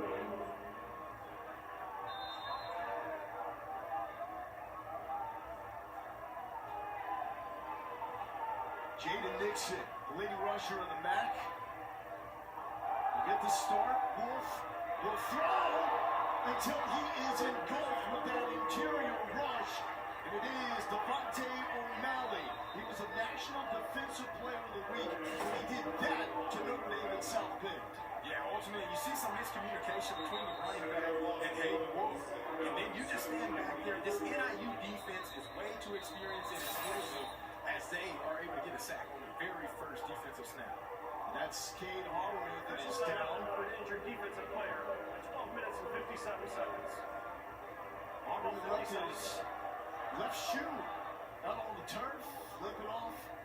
Without that shoe, Holloway, another key piece of the inside of this Huskies defensive line. But even Western Michigan will tell you, it is the best defensive line in the back. Yeah, one of the things that they do well is they are not displaced.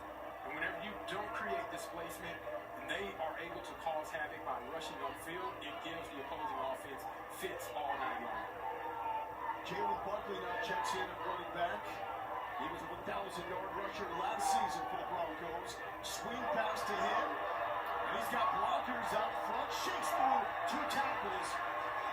And he is brought down to the 42-yard line. Christian Furman looks up running back.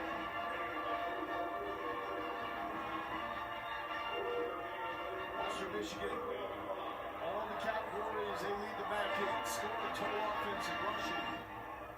You surprised they're not favored by ESPN Bet or analytics into this game? I am, because mutual gains against common opponents, Western Michigan's won, Northern Illinois has not. 3rd and 5, Blake Boswell, the go-to guy. Motions back to the right side of the formation. Wolf feels pressure. Rattle. Eyes are still downfield and will just have to throw this away as he takes that pop from Christian Furman. It's a great job right there by the NIU defense. Although Hayden Wolf has all the time in the world to be able to find an open receiver, they're just not getting open. NIU sticks on these guys down the field and then ultimately forces a throw that will be thrown away by Wolf. NIU defense holes with a 3 and out. Ryan Milbury with the boot. And Dave Partridge comes from the couch. 2 possessions, 2 3 and outs. Huskies back on hold next. Kalamazoo.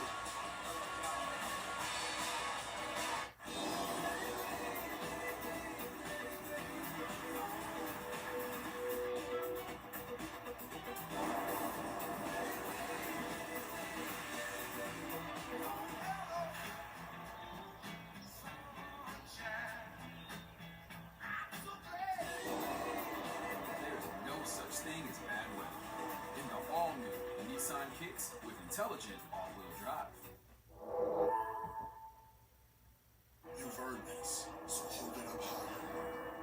Because at the end of the day, every single round is on you. You are a fighter, and this is your reward. Modelo, the mark of a fighter. I'm the team mascot, and boy, am I running late. But I got lead in my foot and spirit in my fingers. Oh, what a hit. And if you don't have the right auto insurance coverage, the cost to cover that might tank your season. But you'd all save. Save money on auto insurance and be protected from mayhem, like me. Woo! Man, that sandwich looks lonely. And that's sad. So let Jimmy John's fix that by adding free chips and a free drink. Turning 80 sandwich and wrap into a combo for free after 2 p.m. Only at Jimmy John's. Skating is my life, and falling is a part of skating. There's a story behind every mark. Movement leaves marks. Your antiperspirant shouldn't. Degree Ultra Clear. Non-stop protection against white marks. Check out Mahomes' top 3 plays up his back. He scrambles in the T-Mobile to get that new iPhone 16 Pro on us. It's a little shimmy, shimmy, shake. What you think, huh? It's like he chasing an ice cream truck. Ice cream! He got his iPhone 16 Pro, the first iPhone built with Apple Intelligence. Cuz holding it up like a baby line. Homie takes those T-Mobile savings and calls it a day. Respect. Now at T-Mobile.com, get the new iPhone 16 Pro on us. And families can save 20% every month versus the other big guys. We got paid to be losers with healthy weight.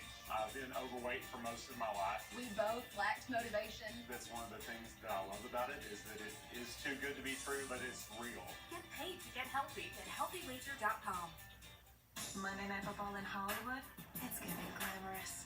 Stafford and Tua, Amos leading them. Stars so bright, I got the... No, I can't see a thing.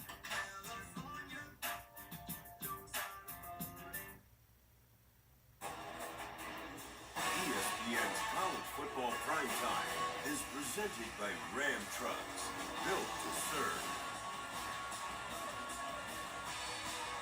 Lance Taylor, what a turnaround in his Western Michigan program. They've won 3 straight at Monroe for the first time since 2019. Taking on Northern Illinois. Huskies open up the 3 and out. A direct snap with the push forward. Immediately goes backwards. Eric and Jacob Wahlberg were there. The stuff for Terry Brown. It's a Western Michigan defense that comes in 120 in the FBS in efficiency. Really needs to be better. Well, ultimately, it's going to stop with plays like that. Getting stops on first down and being able to create havoc at the line of scrimmage, stopping NIU from getting the run game started. Hampton still has yet to attempt a pass attempt. And that's Stevie Gavin Williams, who started the previous 2 games. The pickup of 2.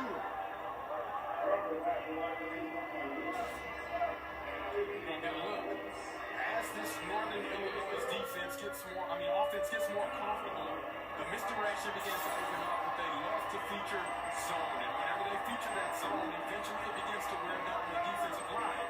So be on the lookout for those plays to hit further down in the game to become more 5-6 yard runs. 3rd and 6 here in Kalamazoo.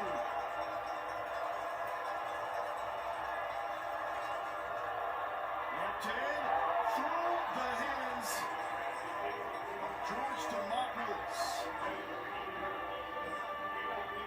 This is something that's plagued NIU. Last week we saw a couple of mishaps that could have converted into touchdown opportunities. Here on third down, Northern Illinois is the best in the conference, and that just gets away from the young freshman Demopoulos. A catch that he probably wishes he could have back. It was a drop touchdown catch in the last game. It really was the difference when you consider it was a 2-point loss against Ball State. Jordan Parker with a chance at the 35-yard line.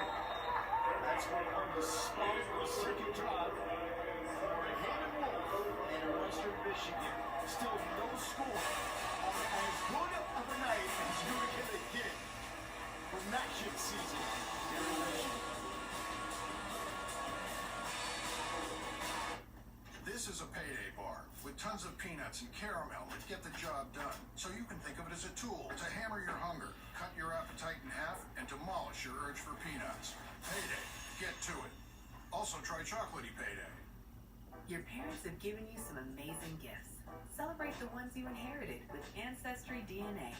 Explore the detailed family roots, cultures, and traits that shaped who you are today for only $39. At Burger King, we flame grill our burgers. Why? Because that's how it should be done. Hot, juicy, smoky, flame grilled, and made your way. Come experience the flame grilled difference with 2 Whopper Juniors for just $5. This time of year, there's one workshop on everyone's mind. The one that spends the whole year making toys and gifts.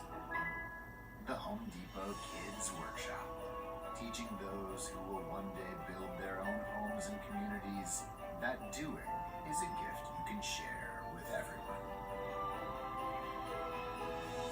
Happy holidays from the Home Depot.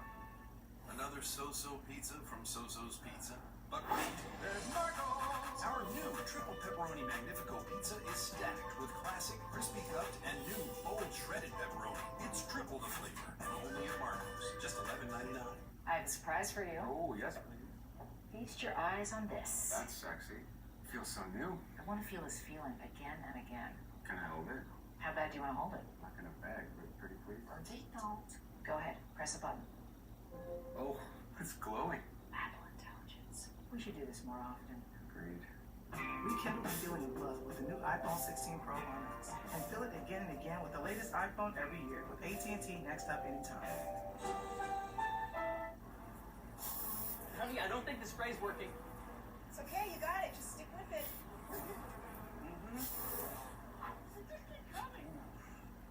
Okay, let's try something else. Yeah? McCoy, you're in.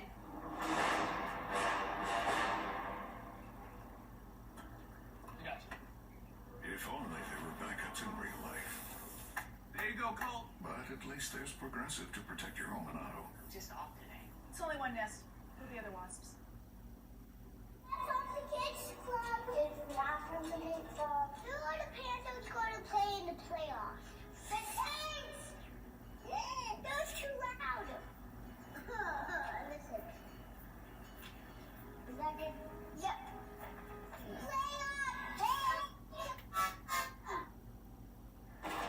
So Fazia connection there with Lance Taylor. He was on the coaching staff with the Carolina Panthers when you were a running back there and your kids hosted that show. That's incredible. The kid reporter still lives on, baby. We saw Jeff this week, and we get to see Fozzie and his son all the time. Frost, that is must-see TV when they're together. So now the Broncos go to the ground. Nixon stonewalled by J. John Prophet. What happened on that play, Frost? Yeah, ultimately you have too many defenders that you can block. And whenever Jason Prophet reads run, he finds a way to fit the gap. And there's nobody there because the receiver is already out of position, makes the TFL exactly how you draw it up from your young nickel cornerback being able to make a play.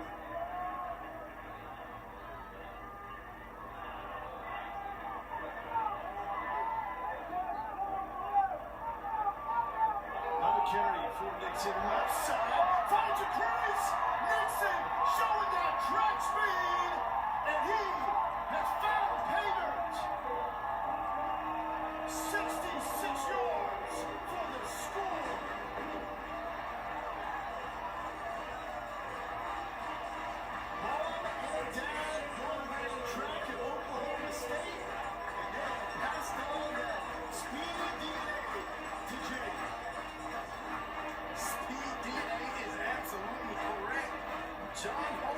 Jacob Gideon do a great job following up on that zone replay. And this is what we talked about whenever He-Man is in the building and he has his power sword available, anything can happen. And this offense puts up another 6 points. He's got a 66-yarder. The last game against Kent State had a 92-yarder, which is the second longest run in America this season. Well, it happens very quickly. I'll just mention, you got Holford and Gideon opening up the hole, but Jaden Nixon shows you the vision, the ability to break tackles, and finally, the breakaway speed as you see the hole open up there. If you 1 second out of position, he makes you pay in a very disastrous way, and that's what He-Man can do with his superpower and superhuman abilities as he goes the distance, 65 yards, against the #1 rushing defense in the MAC. Oh, and the Wolfman showed off the dance moves as well. LG, can you pull off the green? Absolutely not. The longest run against his vaunted Huskies defense since 2021. And that's a reality check. That's a slap in the face because Northern came into this and they were saying, you can't do that against us. Short kick here for Cam Thompson. And Thompson thought about reversing fields and he's forced out the 22-8 run. What does that do for the psyche now of a Huskies defense that's built around stopping the run? Well, ultimately, it's a reality check. We saw against Ball State this Husky defense show some flaws, right? Ball State was not typically exceptional on 3rd down going into the game, but they faced the Huskies and were able to convert on 10 out of 18 of the 3rd downs. We talked about how good that Husky defense was, so we're starting to see teams figure out ways to beat this Husky defense, and that's props to defensive coaches, offensive coaches, taking their time preparing for the opponent at hand.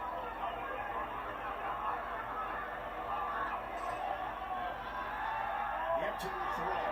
Wants to take a shot. Open receiver. Dropped it in the bucket to Trayvon Rudolph.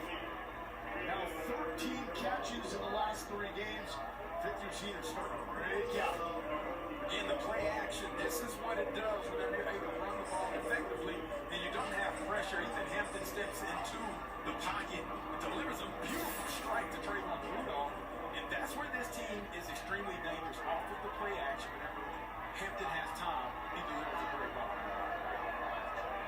Justin Tavis, tight end, got a motion. Brown will carry. Showing some patience. Now a burst for him. Sideline. And a step forward. Still going. And a great fight. Ball comes out.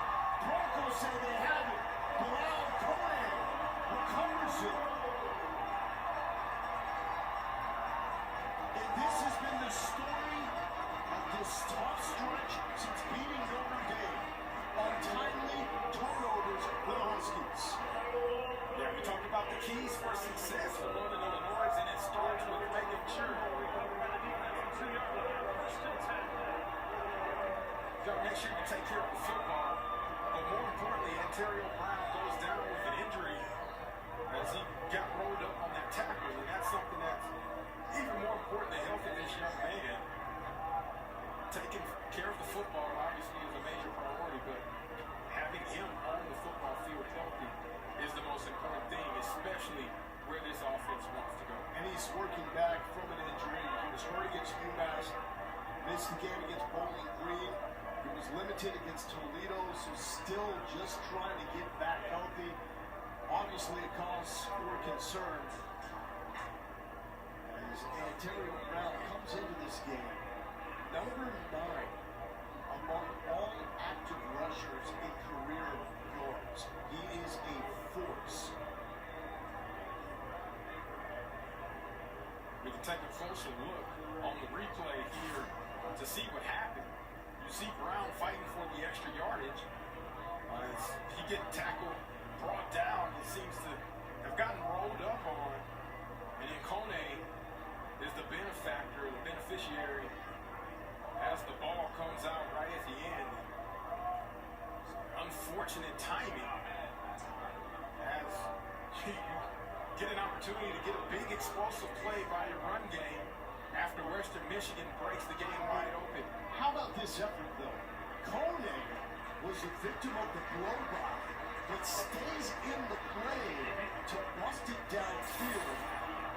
And after Aaron Walford forced it out, he was there to recover. Brown has been such a workhorse for this Northern Illinois team. Just last game, 2 rushing touchdowns to move past his head coach, Thomas Hammock, and into 10th place in Huskies history. It looks like the left leg is under the weight of Walford as he is brought down.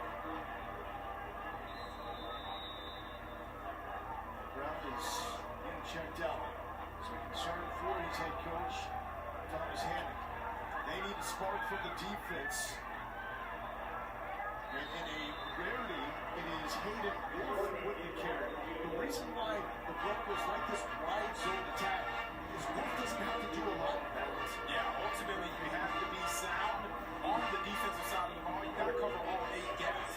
And typically Wolf is not a guy that's going to carry the rock, but just in case they were catching one of them sleeping, they tried it there. Kenneth Womack in motion. And it's Jalen Buckley. Buckley is brought down at the 15-yard line. Broncos feel if Buckley has been healthy all season long, he's putting up the same numbers as Jalen Nixon. Yes, freshman All-American, you can see what he does well. And we talked about the zone being the principle of why Western Michigan has had success running the ball. That one wasn't quite the wide zone, but more the inside zone. And Buckley, with a little bit bigger size than what Jaden Nixon brings to the table, able to batter through, pick up a first down on a very physical run. Had 2 touchdowns in the opener at Camp Randall against Wisconsin. Then missed the rest of September with an injury. Play action, here's Wolf. And top it up to Anthony Sambucci. Oh boy, Sambucci with no regard for his health. He's missed 2 of the past 3 games with injuries, but he's bringing the jokes present. Well, whenever you're running the rock very effectively, that's when the play action becomes your best weapon. And then Sambucci, welcome back. Boom, delivers a blow to Javon Burton on the sideline. EAT. The T stands for toughness, and that's what Sambucci was trying to do right there. We'll see that eat on the front of those Broncos helmets.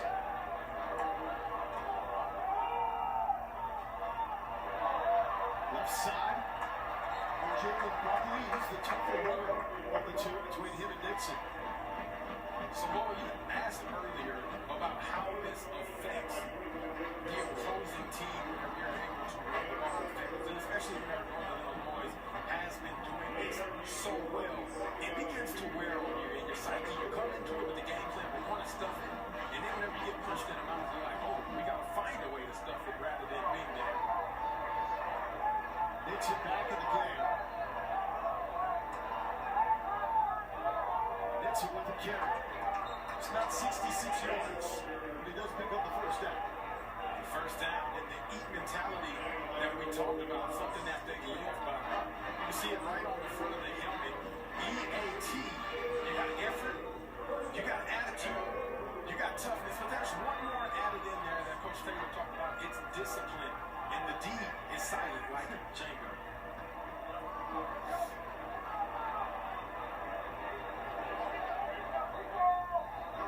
So I've not seen Blake Boswell get involved yet. The tight end number 86, leading receiver for the Broncos.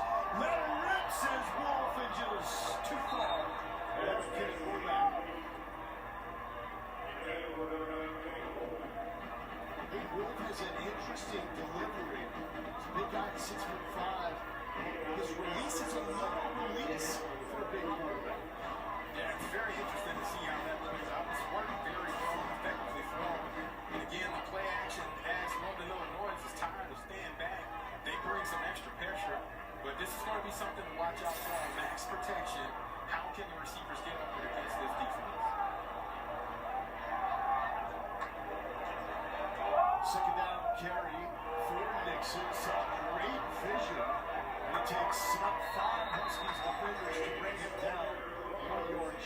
Jacob Finley, Ray Thomas the first there.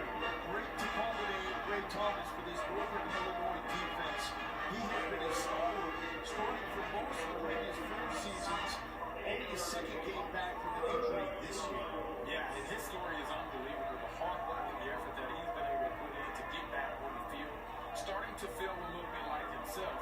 And this Northern Illinois defense is going to need him to get back to his winning ways if they want to have success tonight against this Red Bull. That's third down, defense in the back. And it's going to be Nixon trying to take them on. Initial spot looks like he is going to be short. To set up a 4th down, decision time as Bosma and Buckley enter the game.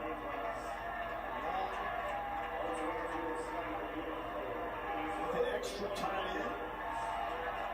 4th and 1.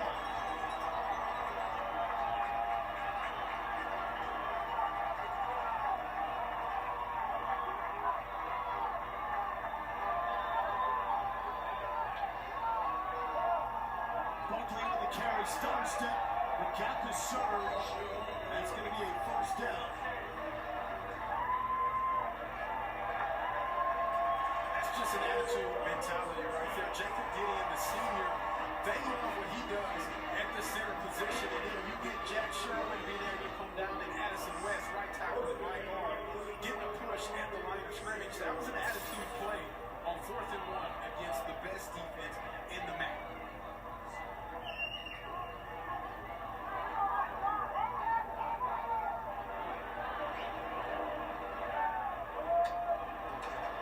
Buckley gets the toss. Upended with authority. Javon Bird is there. Hungry play every week. Just tells his coaching staff, I want to play. I can't wait to get on the field. Javon Bird already got his little taste. Whenever Anthony Sambucci tried to run him over, he said, all right, I'm done being the nail. It's time for me to be the hammer now. But we got to talk.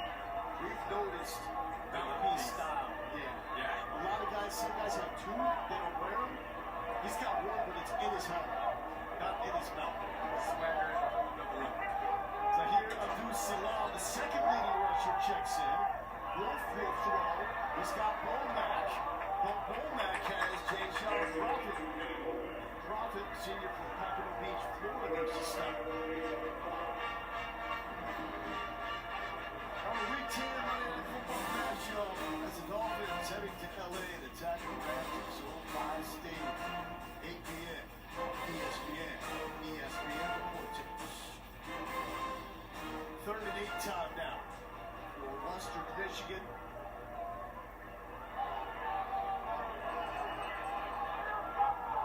Trying to keep this drive alive. It started at the 2.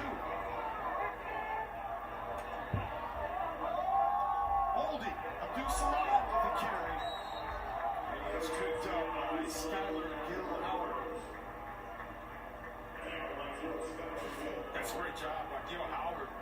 Originally, he is blocked out of the play. He makes a spin move and then stays with it. Finds a way to get Salam down by grabbing the feet. And if he's not there to make that play, that probably would have been another 1st down for the Western Michigan offense. Broncos coach will say that he has willed himself into being a great player. I love that. Willing himself to greatness. Miller with the fake! High pointed, picked off, so just like a punt essentially, but a short one. Northern Illinois' Santana Banner is going to keep on rolling, and the fake punt backfires. Flag is down by the Huskies sideline at the end of that play.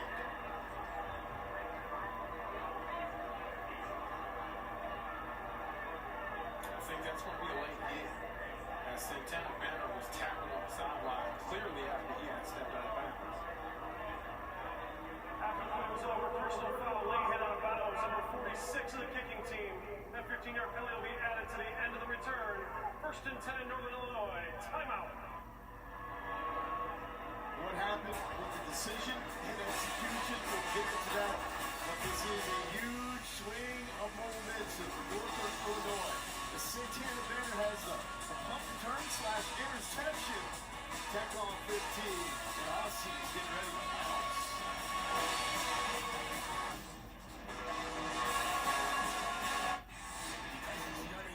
All day Saturday beginning at noon Eastern. On a longing, Fansville by Dr. Pepper. Ramon, what are you doing here? Text me another conference now. Yeah, but it's like on the other side of the country. It's really, really far. But you're not even on our schedule this season. Maybe we can meet you in the playoffs. That's crazy talk. You know what else is crazy? Getting all that Dr. Pepper flavor with 0 sugar. But Dr. Pepper doesn't have a questionable secondary like Tech does. Here, catch! And that's why you're a mascot.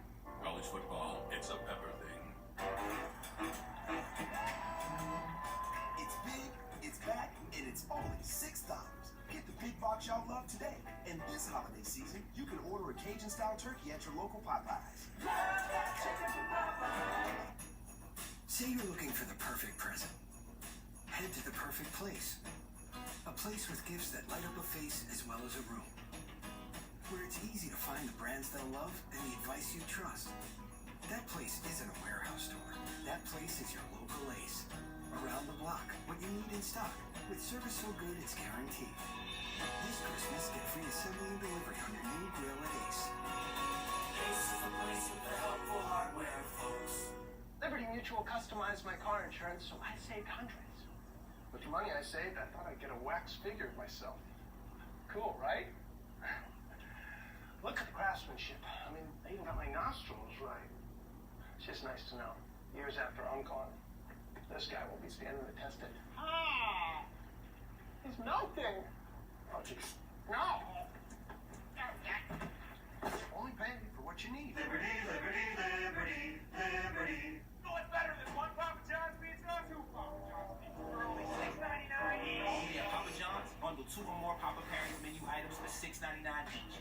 Get your favorites for $6.99 each. Better ingredients, better pizza, better get you some Papa John's. Explain yourself. You said we should make trying the new Boost Mobile risky. No, risk-free. Make switching to the new Boost Mobile risk-free. Oh, then we shouldn't use Snakes at all.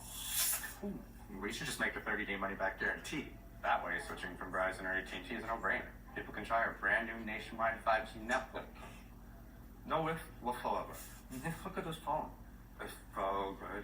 It's been wonderful working with you. Mm-hmm. Yeah.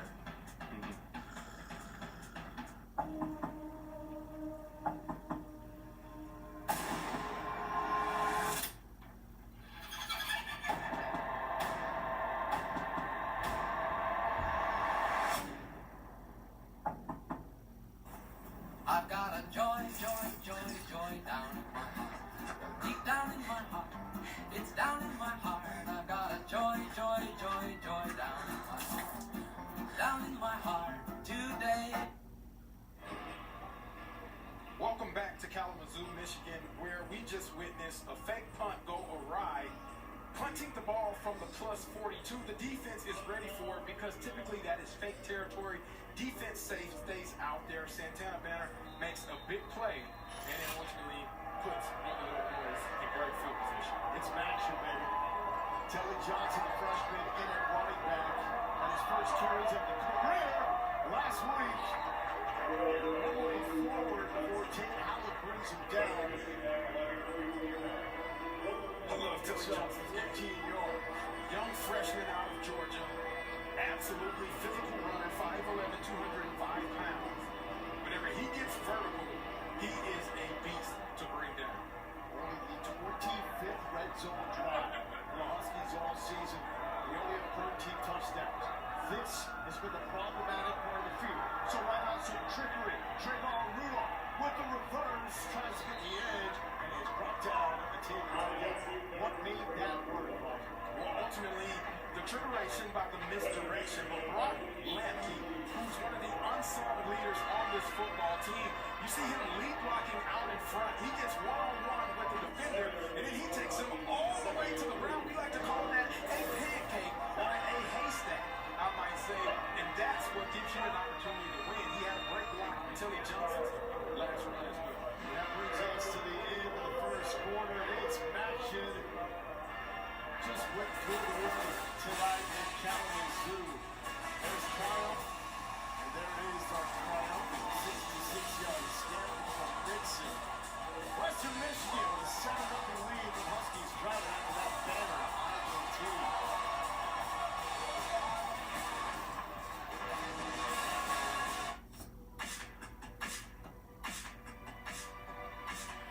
If you love to travel, Capital One has a rewards credit card that's perfect for you.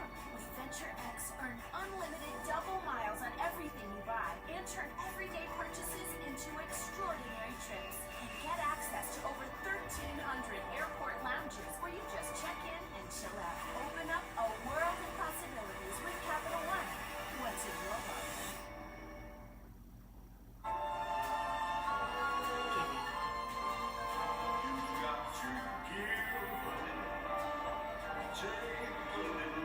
Giving without expecting something in return. Giving that's possible through the power of Dell AI with Intel. So those who receive can find the joy of giving back. That's the glory of love. Don't holiday the average way. Get butt naked and gift the most comfortable underwear there is.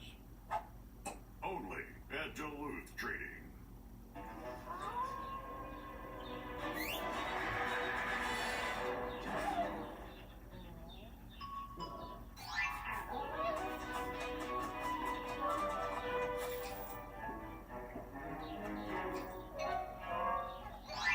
Red Bull gives you wings.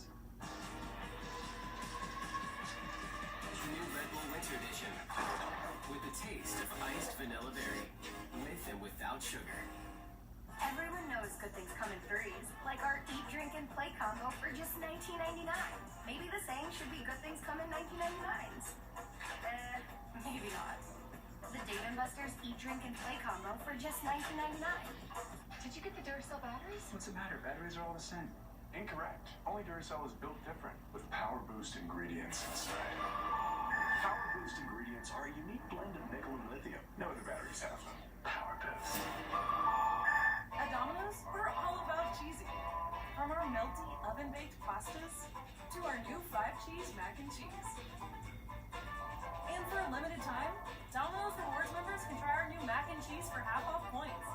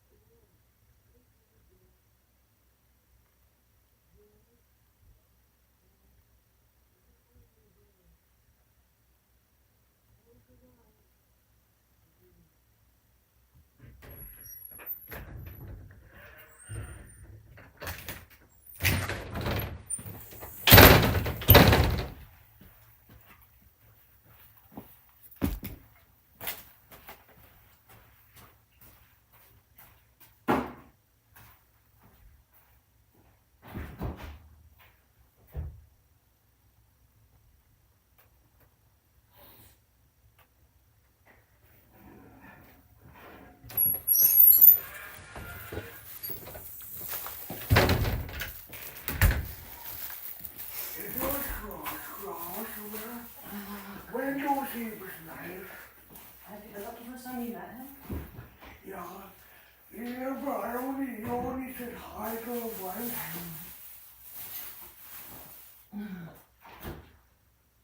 To young Wendell? Yeah, he's nice. He was soft. Shoot, I don't really have any.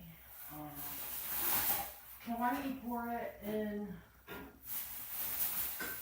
one of your, you have an empty bottle?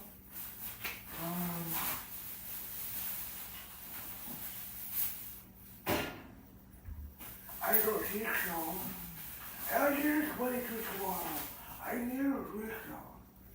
I don't know. Dump this out, rinse it out, and pour that in it. Will that work? I don't want it. I can just wait till tomorrow. Well, what do you want to drink?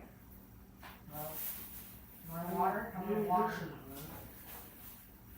Have you had some of that? No, this has probiotics in it. Have you been drinking it? Probiotics. Have you been drinking it? It's really good. I've been drinking it. Oh, okay. No, It not helps you once. poop. Just one swear. That's okay. You can have it. Can you buy me more of this? Yeah, you gotta get it. I don't have It helps you poop. That's what it is. It helps you poop. Yeah, I want it. Can you buy me more of this? Yeah. Do they don't give us the flavors? No, that's pretty much so much flavor. And if you're thirsty, here, drink water tonight.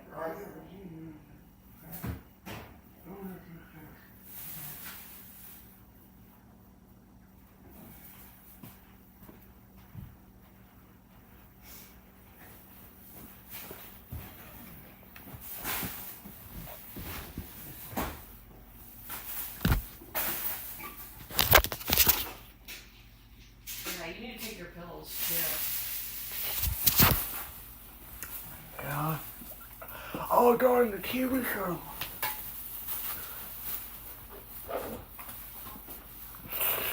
I need to go to pee-pee. Oh, you go pee-pee first. Okay, guys.